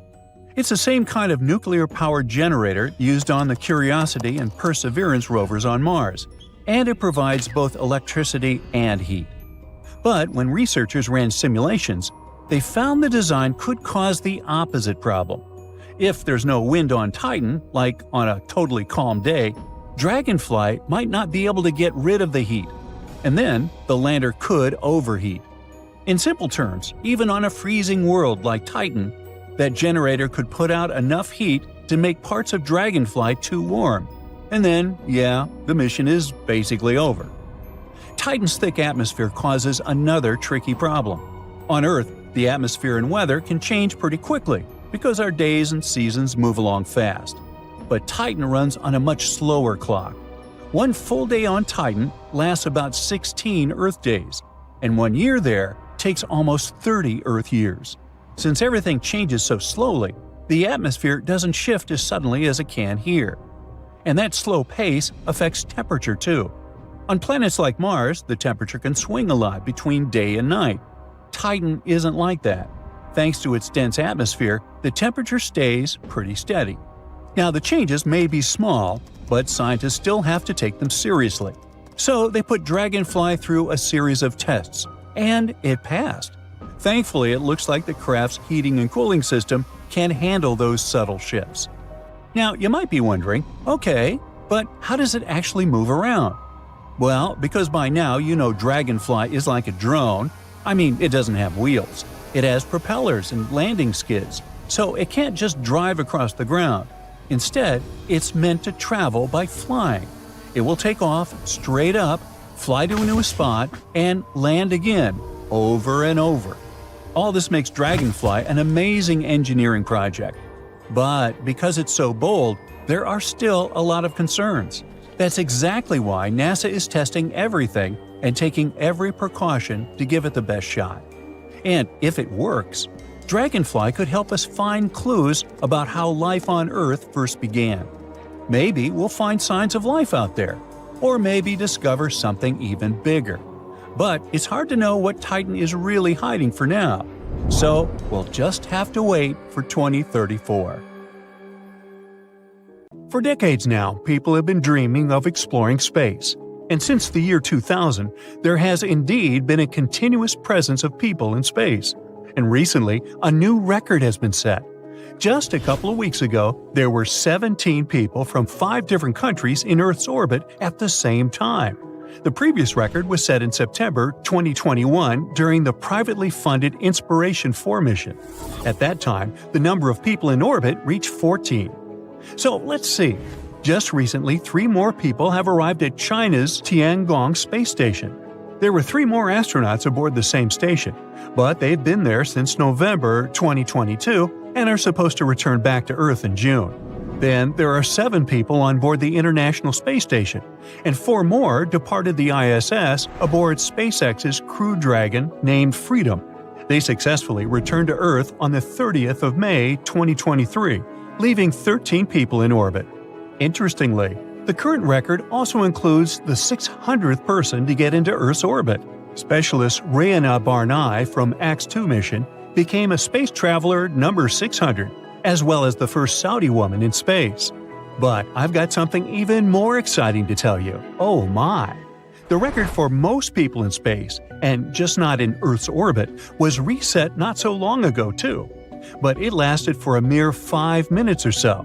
But during this short period of time, there were 20 people off the planet. This record was set when 6 members of the Virgin Galactic Unity 25 Spaceship Two crew happened to be in space at the same time as 3 Chinese taikonauts living and working aboard Tiangong and 11 astronauts on board the International Space Station. Now, that's getting crowded. Well, the International Space Station has always hosted the majority of space travelers from Earth. But I bet there are some cool facts about this marvel of technological development you haven't heard yet. The ISS is the 3rd brightest object in the night sky, and the coolest thing? You can sign up for a special service and you'll get a text every time the ISS travels over your location and is visible with the unaided eye. I've seen it dozens of times myself and it's very, very cool. Normally, you can see it between dusk and dawn, but be ready because the station is very fast. It moves at a speed of 5 miles per second and circles our planet every 90 minutes. The International Space Station is a true record breaker. It's the largest human-made object in space. It's 357 feet long from end to end, which is about the same length as a soccer field. It also weighs about 450 tons. 8 spacecraft can dock at the ISS at the same time. The working and living space of the station is bigger than a 6-bedroom house. Astronauts have 6 sleeping quarters, a gym, 2 bathrooms, and a beautiful 360-degree view from their special bay window. Now to the nitty-gritty. On the ISS, you wouldn't have to deal with lots of disgusting smells. There is a specially trained person who smells everything astronauts take with them in space. It's done to protect them from unpleasant odors. The thing is that you can't really air the room out there if you don't like how it smells inside. That's why NASA is very careful about what kinds of smells are allowed to pass through. You'd also have to get rid of your clothes instead of washing them after each use. To bring a mere 1 pound of load to the International Space Station costs up to $10,000. That's why it's easier to throw your clothes away when they get dirty than to waste water washing them. Now, while sleeping, you'd have exceptionally good airflow around you. Otherwise, the carbon dioxide you'd exhale would form a bubble around your head and you get oxygen deprived, and that's not good. Now, people often think that in space you experience zero gravity, hence the weightlessness astronauts feel on the International Space Station. But that's not exactly true. Gravity is one of the most important forces that exist in the universe. Thanks to it, the Moon can orbit Earth and the Sun doesn't float away from our home Milky Way galaxy. But astronauts on the ISS experience not full-fledged but microgravity, which means itsy-bitsy gravity. Earth's gravity on the space station is not only around 10 to 12% weaker than the gravity on the planet's surface, but astronauts are constantly in free fall. The spacecraft, the people inside, and all the objects aboard keep falling forward, not down, but around our planet, following a specific orbit. And since they're all falling together, the crew and the stuff inside seem to be floating. But our space exploration plans are much more ambitious than just orbiting our planet on board the ISS. We're planning to send a mission to the Moon and build a colony on Mars. Some experts claim that in the next 25 years, around 20,000 people are likely to leave Earth. But how many people would it take to colonize an entire star system? In 2002, anthropologist John Moore from the University of Florida stated that a spaceship with 150 passengers could leave Earth and set off on a several thousand years journey to another star system. And upon arrival, the descendants of the original crew could build settlements in a new world. That seems like a lot of work to me. Let's continue. The nearest star system, Proxima Centauri, is 4.2 light-years away from our home planet.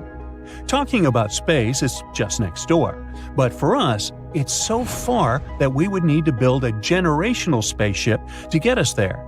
But the question is how many people you'd need to send on such a mission to have enough genetic diversity.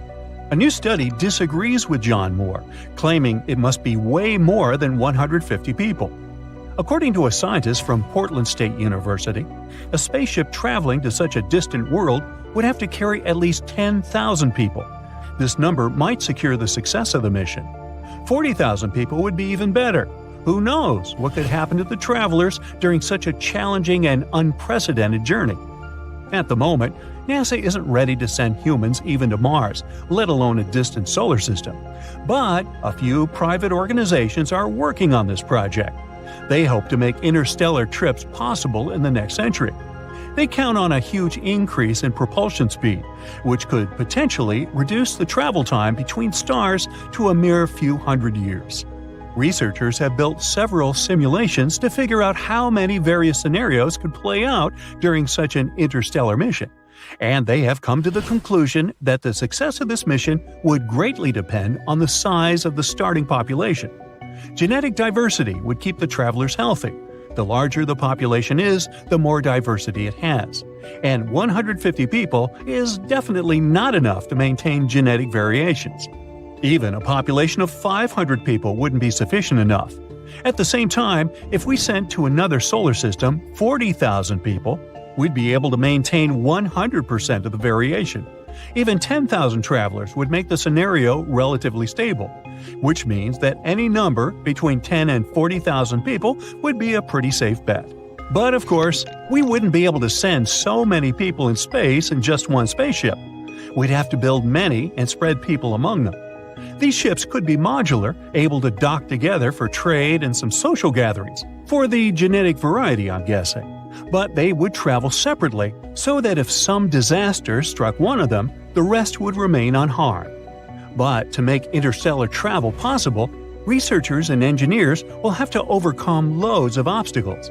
We still need to increase propulsion speed, deal with the negative health effects of living in space, and invent self-sustaining systems providing air, water, and food. Or we could just decide to fix our own planet and stay home.